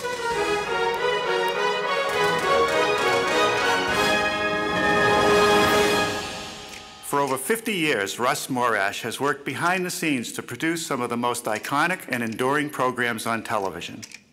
Almost single-handedly, he created How To Television. Russ joined the staff of a fledgling WGBH in 1957. He immediately put his theater degree to work directing on-air talent. Ruth Ann's Camp is now open for all good campers. Hi there, boys and girls. How are you today? Maintenant, nous, allons dans le magasin. Hello, I'm John Fitch, MIT science reporter. Tonight, from Boston, in color, The Advocates. In 1963, he began working with a little-known cookbook author. Her name was Julia Child. I've been rooting around in my icebox and look what I found. From a makeshift studio in Boston, they created The French Chef.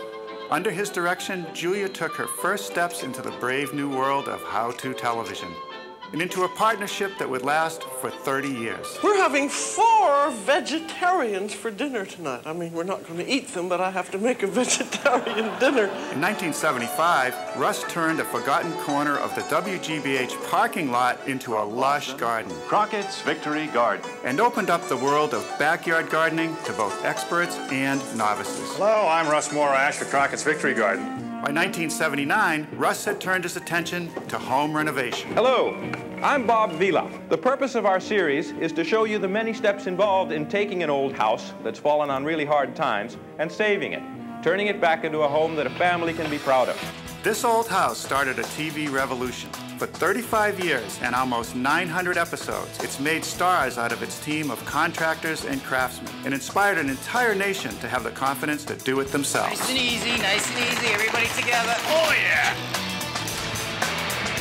In 1989, Russ tapped a handsome young carpenter to be the star of another how-to gem. Hi, I'm Norm Abram, and this is the New Yankee Workshop. The New Yankee Workshop continued for 21 seasons, dovetailing clear instruction with a passion for woodworking. There is no more important safety rule than to wear these safety glasses. After almost 30 years in the TV industry, Russ continued to be a game changer. In 2002, he launched Ask This Old House, providing homeowners with the confidence to tackle everyday projects around the home. I've learned so much today. It's incredible. As always, it's serious work by master craftsmen. Danger, Kevin O'Connor, danger. What is going on here? I can get anywhere in a matter of seconds. How'd that work? All Russ's creations incorporate a simple but revolutionary idea. Clear, authentic, engaging information from the experts themselves. Over 54 years, Russ created a cast of beloved and trusted characters. In the process, he carved his name indelibly into the history of television.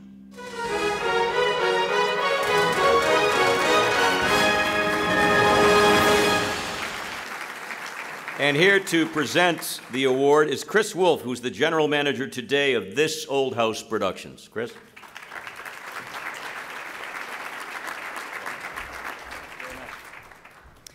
It is an honor to be here. It is an honor to be able to bestow this award to Russ. I am the executive producer of This Old House, and 17 years ago, I had a job interview with Russ for the position of associate producer at This Old House. And I hadn't met him before, but I knew him by reputation.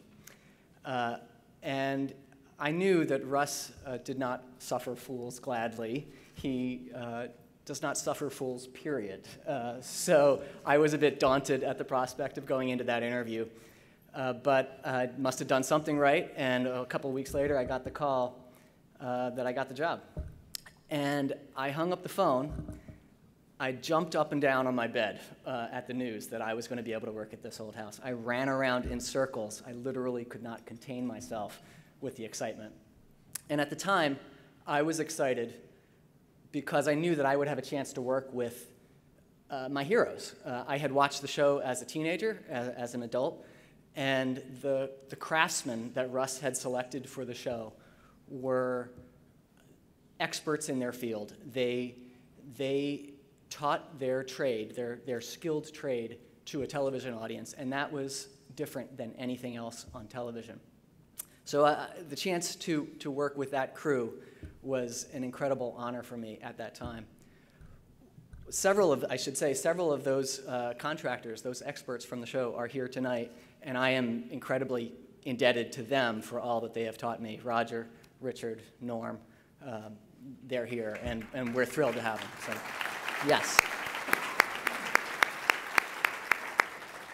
What I didn't know at that point is that there was another craftsman who I would learn a lot from, who would affect my life, my career, my professional work, and that was Russ himself.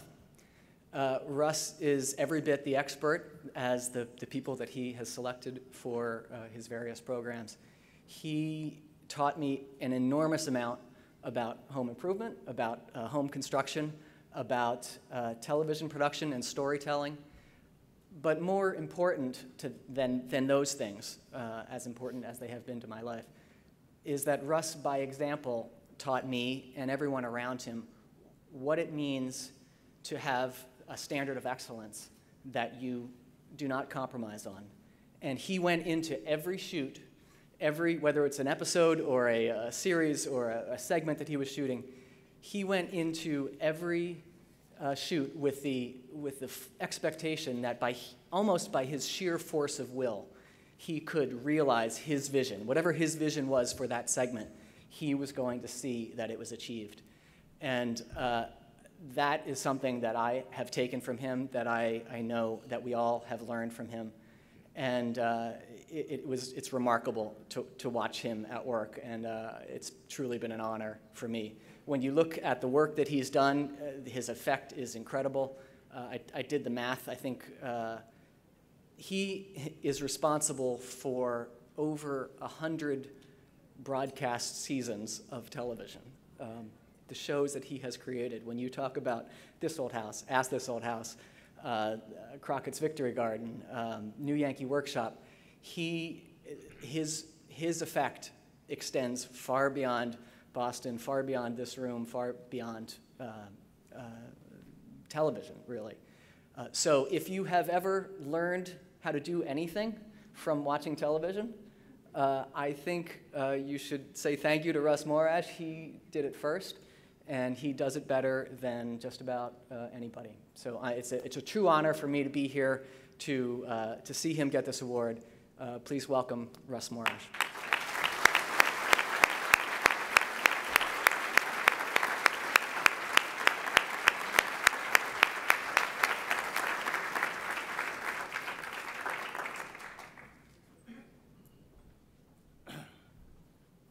Now look, as I said recently, show's getting a little long.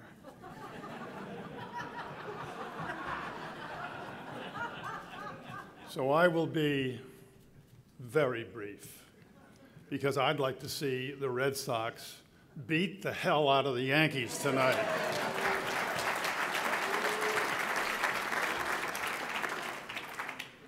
This has been a very well-produced event. I am honored to be a part of it. I wanted to reach out to Bill Fine, who first contacted me about this potential award, which is now, I guess, a reality, Bill. And thanks very much for that. I'll get you for this. We left Nantucket this morning in the rain and the wind to get here. And I have with me my beautiful wife, Marion, who is a partner of my entire career, and without her, none of this would have happened. Or at least it might have changed. Thank you. And I wanted to do two things, and then that's it. I wanted to thank my parents who stood by me when I was a very young man. They were convinced that I had a career in show business. And to that end, when I was 16 years old, I was enrolled in a summer program at what was called the Cambridge School of Broadcasting, radio broadcasting.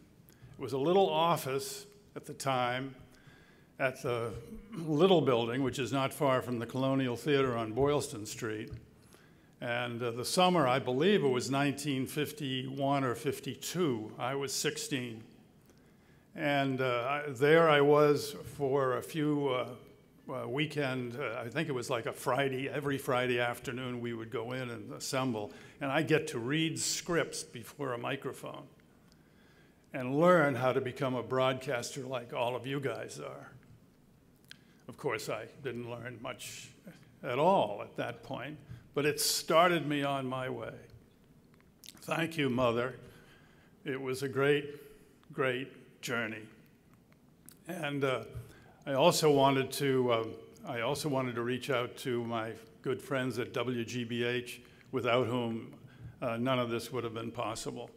They've been with me right from the beginning. 50 years is a long time. And I couldn't imagine doing it without them.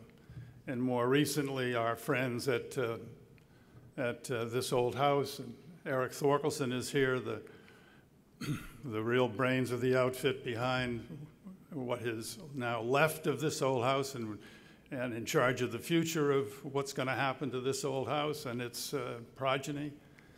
And I've been very fortunate to be with these wonderful people, some of whom are here tonight. So thank you again for this great honor. I appreciate your patience in letting me tell this part of the story. Thank you.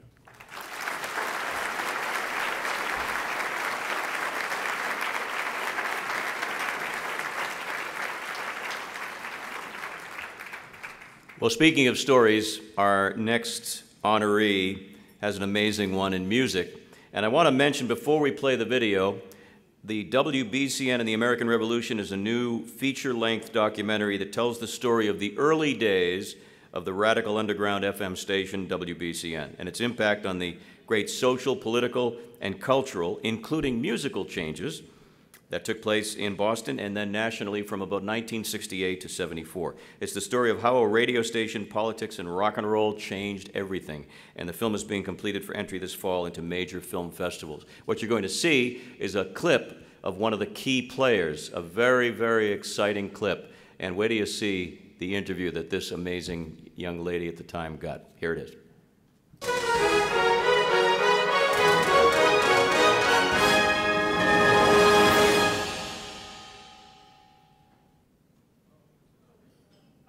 Hello, Bruce Springsteen. We're on the air? Yeah, we're on the air. Hey!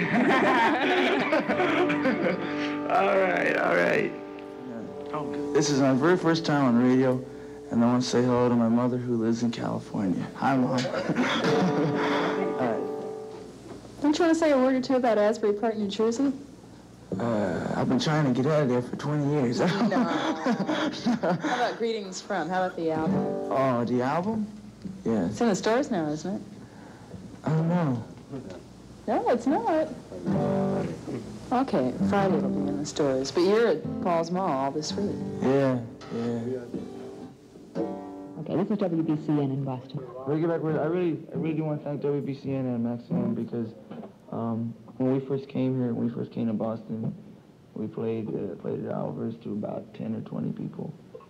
And now, it must be damn 50 people in the place. Oh, the power of media is just overwhelming.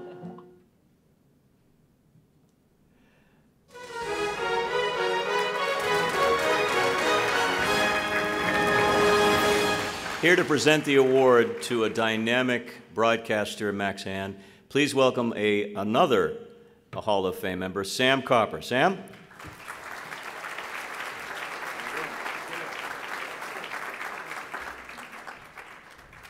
Well, Max Hann and I and the BCN crowd that's over there, we're all music radio people. I just want to say something right now that I wish would go viral to preface introducing Max Hann. We were all in music. There is a thing out there in the world which is totally righteous and totally the right thing to do, and that is to thank our service members abroad for their service. I would like to start a campaign to thank news people, to thank the press people, the media people collecting the news around the world for their service, both domestically and internationally. They don't go into fights with guns. They have recorders, cameras, flak jackets, and that's it. And they try to bring the truth back to us. So thank you for your service, news people.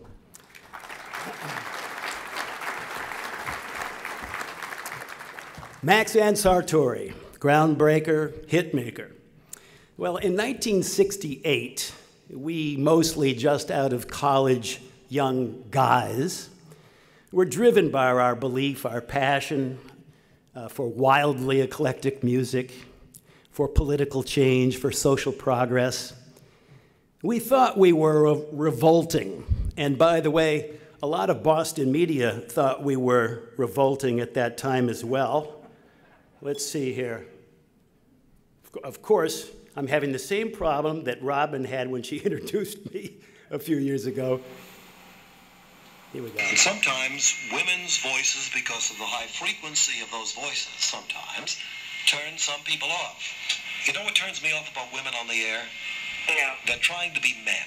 Some women try to fall into that trap of saying, "Hi there, Sally Krauflein from Los Angeles, California, bringing you the news." You know, they're on that male kick. Be yourself. Be like you are. There's a place in broadcasting for women, but not the ones I heard on BCN. Wow, they got really straight on. They're like all those. I can't even tell the guys from the girls over there. For that matter, when they're walking down the street, I can't tell them apart either.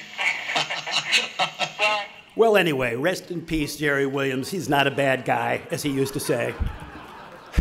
Things have changed a bit, but back then, in the spring of '68, we were 3 WASP boys, a Portuguese guy, an Armenian, 2 Jews, and we were all white middle-class guys. Out of Princeton, out of Tufts, out of BU, out of Syracuse. Oh, there was that wild blues rock singer also, Mr. Wolf. But in any case, what we were doing and presenting facially, I guess, on the air was not what our ideals and our expansive ideas of the future in the age of Aquarius were. And so in about '69, we realized, hey, we've got to get an African American on the station. We bring J.J. Jackson in. He was the first of a number, finally, to begin to balance things. We don't have any women on the air. What's the deal? Well, Debbie Ullman was selling time at the station at that time and did not want to go full-time. So I got in touch with an old friend who was at Syracuse with me. I had missed my graduation in '68. Walter Cronkite spoke at it. I was wicked bummed to miss my graduation, but I had already started at BCN. So I get a hold of Candace Clemens in Seattle, and she says, you know, there's a really great disc jockey out here by the name of Maxanne. Well, I solicited a tape from Maxanne. She came to Boston. I could tell right away that the woman was going to be a groundbreaker and hit maker, also an amazing storyteller. And so I just want to say, of all the things that I've done in broadcasting, and a lot of it I'm proud of, some of it I wish I'd done differently, the thing I'm most proud of is the women I helped to get into broadcasting. And many of them are over at the table there now. There's Debbie Ullman. There's Lisa Traxler, who I didn't help get into broadcasting. But the women of BCN, please stand up over there. And Leslie Palmater from WCOZ. You all stand up over there. Thank you, ladies. Destiny Curtis being the last one I brought in under CBS. And now, my friends, a great storyteller, a wonderful person, a great rock and roller, the discoverer of so many great bands, and my friend, Maxanne Sartori.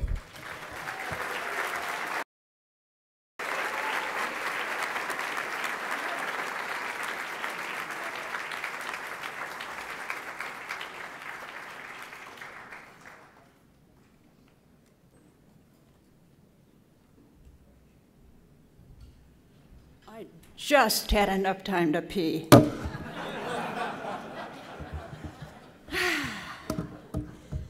I want to thank Sam both for coming today and expressing his mutual adoration of me, because I'm also very fond of him.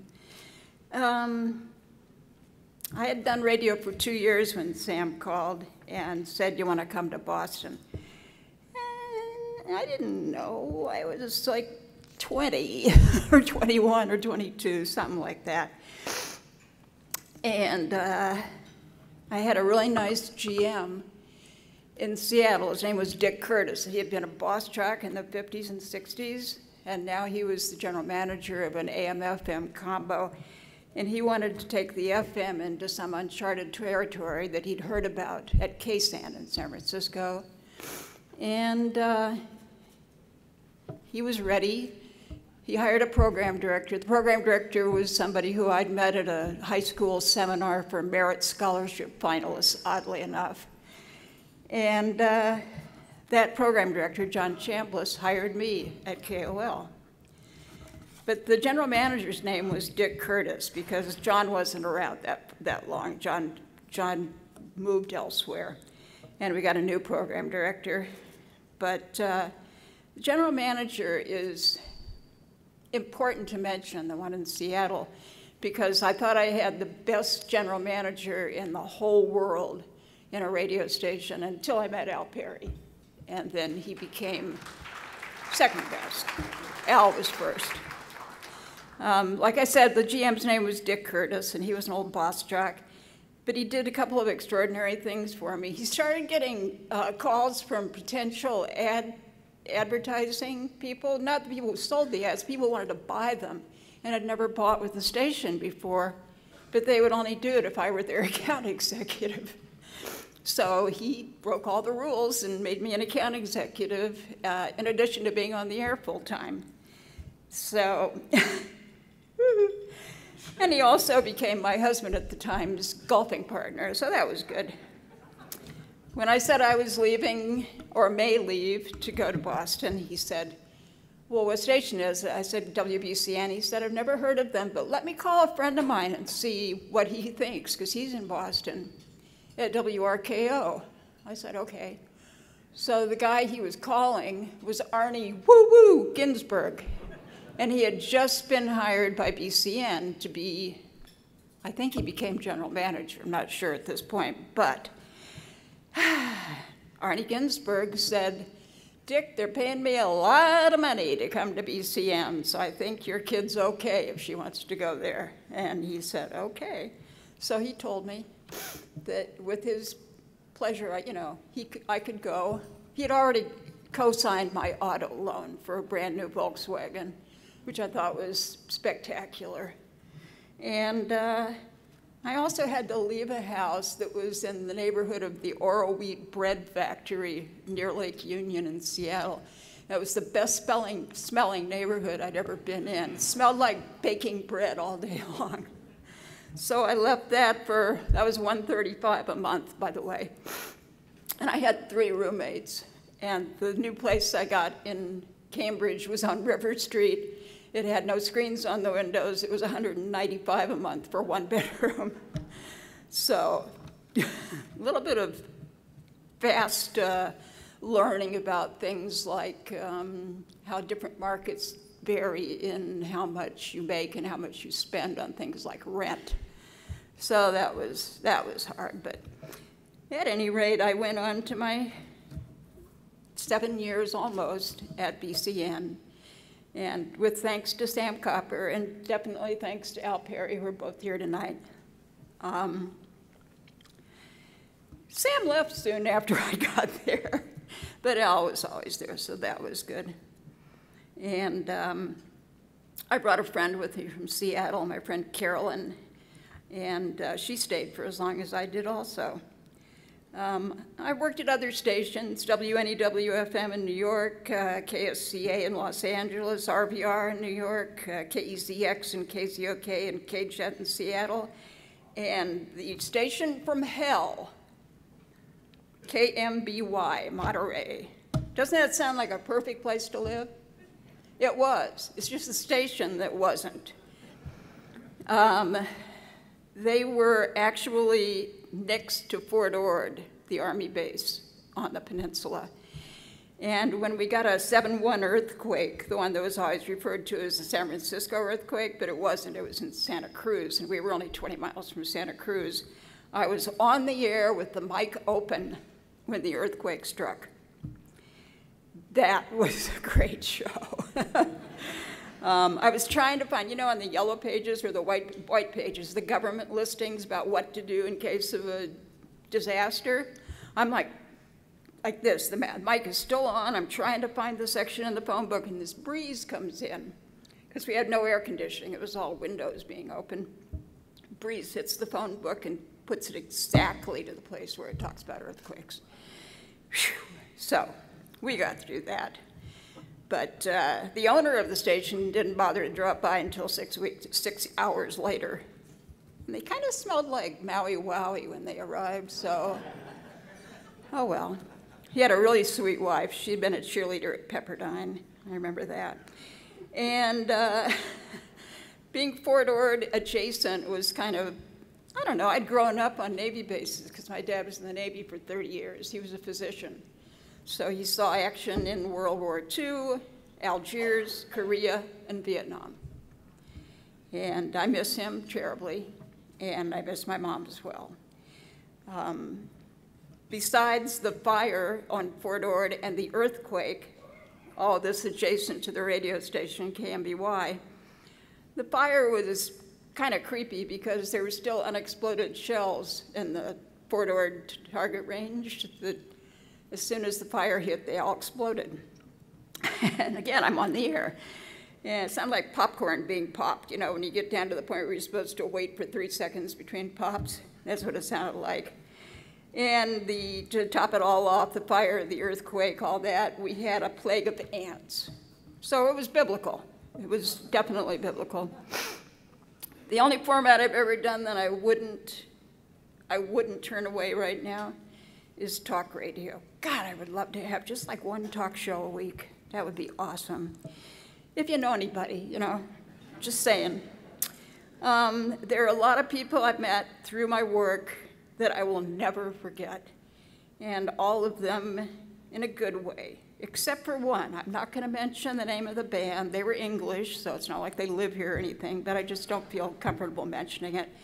But I was taken to Cafe Budapest along with that band and their record company person. And the owners of Cafe Budapest, if any of you remember that restaurant, the owners had been in Auschwitz. And the woman who was the maitre d' and the owner still had the tattoo on her wrist. And this idiot from the English band actually said something crude to her about it while we were eating dinner. And I have never before wanted boxing skills at that very moment. But I didn't have them, and he got away with it. There are other artists that I'll never forget for various reasons. Gene Simmons from KISS, who had the smartest mind about what a band should do to make it. And he knew exactly how limited they were musically, but he knew what had to replace that, which was their skills with people and money. And they did it. Joe Perry and Steven Tyler of Aerosmith, who were wonderful friends, especially Joe Perry's first wife, Alyssa, who still remains my friend. Rick Ocasek and Elliot Easton and David Robinson from the Cars, Freddie Mercury and Brian May and Roger Taylor from Queen. And it was just amazing to actually, I mean, I was 16 when the first Stones record came out, so I met Mick Jagger in a really weird way. He came backstage at a group who I was working for their management. They're called Mink DeVille. And he came backstage after the show, and the guys at Mink DeVille, which were 5 white guys, they had 3 black guys who were doing vocals for them. They were called the Immortals, and they were from Jamaica. And so I'm standing in the dressing room waiting for the band to get ready. And after the show. And Mick Jagger comes in. He comes up to about here on me. And he went like that and leaned on my shoulder and looked over and said, "Where are the black people? There were black people on stage." I said, "They're out back smoking a joint." "Okay, fine." He left. And Rod Stewart. Okay. And Rod Stewart, who you got to get Al Perry to tell you the whole story, but I was living at Al's house, renting a room from him, and Rod Stewart and his date came over after the show on the Commons. And all he wanted to do was hear Aretha Franklin's version of Spanish Harlem. You know, there is a rose in Spanish Harlem. And Al had to do a show on BCN that night, which he loved, and we all loved hearing him.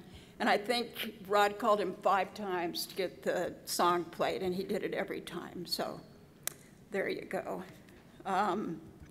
Other people that I've met that I really, really have to remember to you are John Hartford, Hart Sand Wilson, and my favorite as a person and an artist, Randy Newman.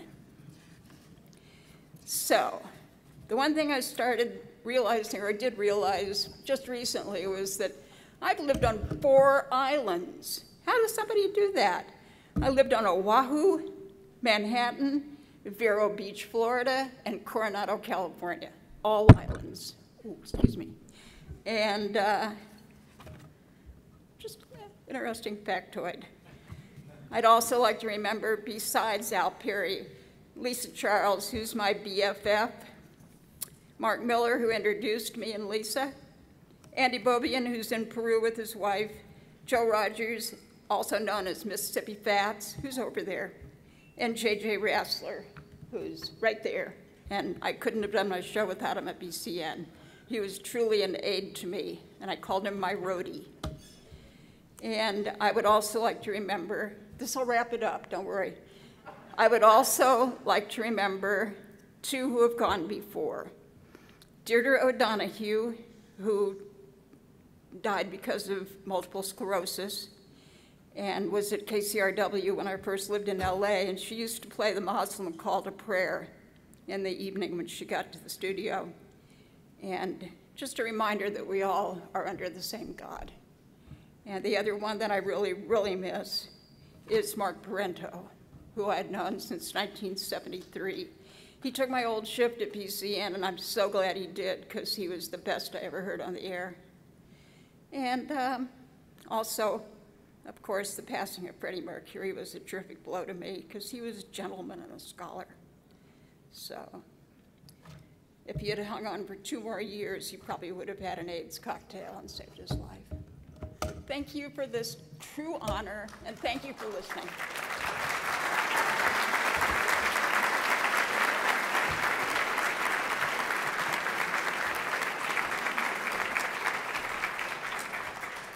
I can't wait for the book, and I know there's so many great stories.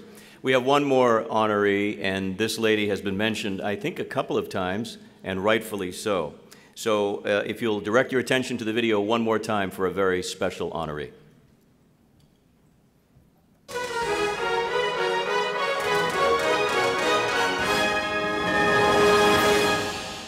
At WCVB Channel 5, Karen Holmes Ward holds the official role of Director of Public Affairs and Community Service. But everyone at 5 TV Place knows no title can encompass her contributions or contain her spirit. Welcome to the... Karen Holmes Ward hosts the award-winning weekly magazine show Cityline, addressing the accomplishments, concerns, and issues facing people of color in Boston and beyond. Karen oversees WCVB's community outreach efforts, including hundreds of public service messages, from food drives to raising awareness of opioid abuse. Karen is absolutely the soul and conscience of the station. No matter what we're planning, she'll find a way to work the community into it. More than 30 years of television experience, earning 2 honorary doctorates, local and national Emmy nominations. Tireless work for nonprofit organizations and the greater Boston community. Congratulations to WCVB Channel 5's one and only Karen Holmes Ward.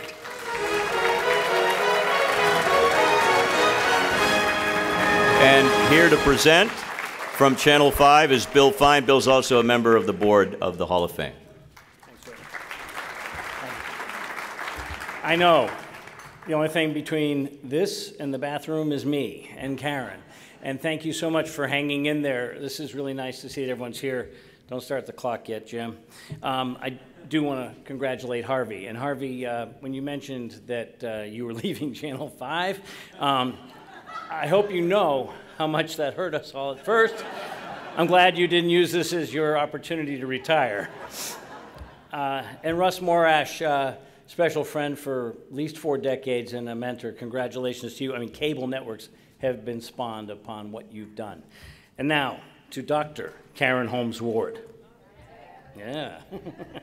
I have the great honor and pleasure of introducing her as she receives the latest in what has been a year of plenty, many accolades this year, including 2 doctorates, as you saw on the tape. Around the station, we're now calling her Dr. Doctor. And if you're wondering why, given some of the comments about managers, I'm introducing her today, it's not in her contract. It is because Oprah and Denzel weren't available. I am her 3rd choice. True story. Karen is a natural. She moves very easily between the worlds of governors and mayors, as she does CEOs and everyone she meets at nonprofit organizations throughout our market. She helps them all daily. And she's very well connected. If I ever ask her, do you know somebody at? She gives me a list of names, not just one. She absolutely understands the power of television and knows how to unleash that power to the good of our community. The WCVB crowd knows this. Karen and I are both products of Boston University. That's not surprising in this town. What should be is that we were classmates. I mean, look at her. The only thing that's changed is the hairstyle over the years. The essence of Karen has not changed, to the greater benefit of Boston. We worked on some programs together back at what was then called SPC. Even then, she was trying to slip public service announcements into our college newscasts. And when WCVB added some newscasts in the past few years, her first question was, do you think they'll be sold out?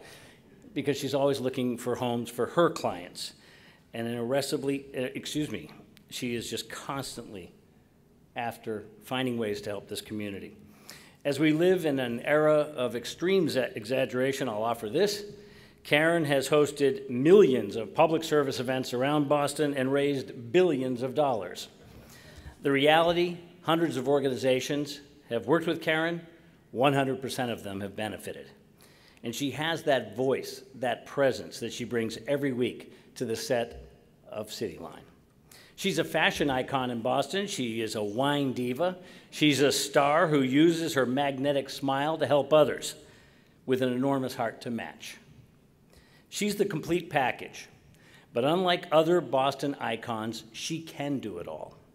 To match her total game, Tom Brady would have to run as well as he throws, Big Papi would have had to have fielded as well as he slugged, and Keith Lockhart would have to play first violin as well as he conducts. Karen Holmes Ward does it all, and she is absolutely an extraordinary choice to receive induction into the Massachusetts Broadcasters Hall of Fame. Karen.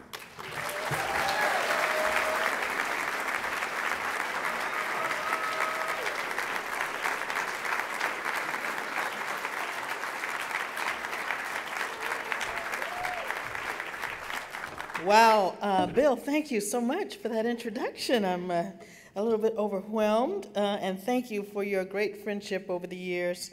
Russ, thank you for that wonderful tape that you put together, clips of all my different hairdos over the years. And I have to say, what an honor it is for me to be in the company of my fellow Hall of Fame inductees today. Congratulations to Harvey and each and every one of you. Now, I confess I feel just a little bit uncomfortable up here. I am used to putting others in the spotlight when they are guests on Cityline or when I'm serving as an MC. I'm always the one handing off the award to someone else. So for me, it's a time to pause and to reflect on a remarkable run. This past summer, I just attended my high school reunion at Shaker Heights High School in Cleveland, Ohio. And I was the public address announcer there and also did our high school play-by-play basketball games. And on the tour through the school, I was just having these strange flashback moments. High school Karen had no idea that Hall of Fame Karen was in her future. Now, anyone who has known me over the years knows that I have always wanted to work at WCVB TV Channel 5, and I still love working there. At BU, in classes with Bill, and just, you know, throughout the day, I would always find myself turning to Channel 5, even late at night when I was doing homework and trying to put the paper together, turning on 5 all night on Channel 5. So I followed my parents' advice, which was, find something you love to do and figure out how to get paid for it. So television and the media has been criticized these days. You know what they're saying, hashtag fake news, we all know what they're saying. But at WCVB, we always try to keep in front of us the mission of those that founded the station in 1972, and that was and is to serve our market with the best local programming and community service that we can. Now, we do it differently than we did when the station was founded in 1972. We have to adapt to a new media world, and my colleagues that are here with me today will no doubt agree with you that we still do the best that we can to live up to that New York Times article that once described WCVB as the best local television station in the country. I have been so fortunate to work with 3 legendary general managers at WCVB, and they all have encouraged me to take the lead, take the ball, and run with it. S. James Coppersmith is not here today. We all know Jim, he's quite a character. Paul LaCamera, of course, he's here. And my BU classmate, yes, let's hear it for Paul. Somebody was clapping for Paul. And of course, my Boston University classmate and now president and general manager, my boss, Bill Fine. You know, it's the funny thing about Bill. He's sometimes says no to my appeals about community causes when I know he really means yes. And so something about leaving the office, all I hear is yes. So thank you, Bill. Thank you. Thank you. So many fulfilling moments over my career with La Camera. We built houses in and around Boston for Habitat for Humanity, and then with Bill transitioned to advertiser-supported extreme makeovers for close to a dozen nonprofits, from here to Worcester, most recently for the Dimmick Community Health Center in Roxbury. And Bill and I were part of a team honored with a Service to America Award by the National Association of Broadcasters for our contributions to this city following the Marathon bombing. They've all trusted me as a producer and host of Cityline, and with little, if any, interference on program topics, giving me a voice to tell the positive stories of people and communities that are not always represented on TV. I've traveled the world. I've interviewed the famous and the infamous, from Billy Eckstine and Wynton Marsalis to Patti LaBelle, Darlene Love, Barry Sheck, Anita Hill, Oprah, and Denzel. I mean, who gets to do this? It's great. I am truly one of the luckiest people I know, because for over 35 years, I've had a dream job that I can go to every day. But as my friend Kathy Taylor always says, it takes teamwork to make the dream work. And there are many people here this afternoon who make me shine. We have a team of anchors and reporters who act as our ambassadors in the community, who receive countless requests from me, asking them to represent WCVB at this community event or to volunteer their time at that cause. And I want to thank you for all that you do. And thanks to my fellow department heads whose counsel and creativity I rely on to get our community agenda on the air. Some of our former department heads are here too: Candy Altman, Neil Ungerleider, Marjorie Ahrens-Barron. Thank you for everything that you've done for me over the years. And there are some women in the media who aren't in the room. One special woman is Susan Warnick, my buddy. Yes, my twin. We dressed alike today in polka dots. But there are some women who aren't here who pushed me, challenged me, supported me, dreamed with me, and told me I could when I didn't think I would. And I just want to say their names in this space: Gloria Gibson, Janet Langhart Cohen, Beth Deere, Tanya Hart, Sarah Ann Shaw, and Lark Logan, who I was on WILD radio at the beginning of my career. These women are all Hall of Famers, and I just can't thank them enough for what they've done for me. She's not here today either, but Donna Latson-Gittins of More Advertising. She was the one who called to tell me about this wonderful job opening at WCVB all those years ago. And while she was director of community programming, she trusted me with some great assignments, like taping a show in Russia for 2 weeks, and I had absolutely no idea how to speak the language. Kind of a trial by fire situation. Our new Cityline producer, Dominique Verdu, is here, and former Cityline producer and now Chronicle producer, Sangeeta Chandra, are here as well. Thank you. And there are some women here that I've invited to come take a bow with me today. We all started out at about the same time in the broadcast business. Our industry interests have evolved and morphed over the years. We've been a support group for each other, providing inspiration, a listening ear, and often constructive criticism, very constructive criticism. Sometimes we've ended up on different sides of the issue. Sometimes we don't even talk to each other every day, and sometimes we don't talk at all. But we know if and when that we call on each other, the other will be there. Kathy, Gail, Dari, and Lynn, thanks for being you. And to my surrogate mom, Louise Johnson, thank you for being here to support me as well. Now, my parents, who are still with us at the age of 90 and 92, are still living in Cleveland. And they always encourage me to follow my dreams. And I can truly say that I have lived my professional dream. One more note. To paraphrase the wife of a famous politician, she says, A speech doesn't have to be eternal to be immortal. And so with that, I'll conclude and say thank you very much for this great honor.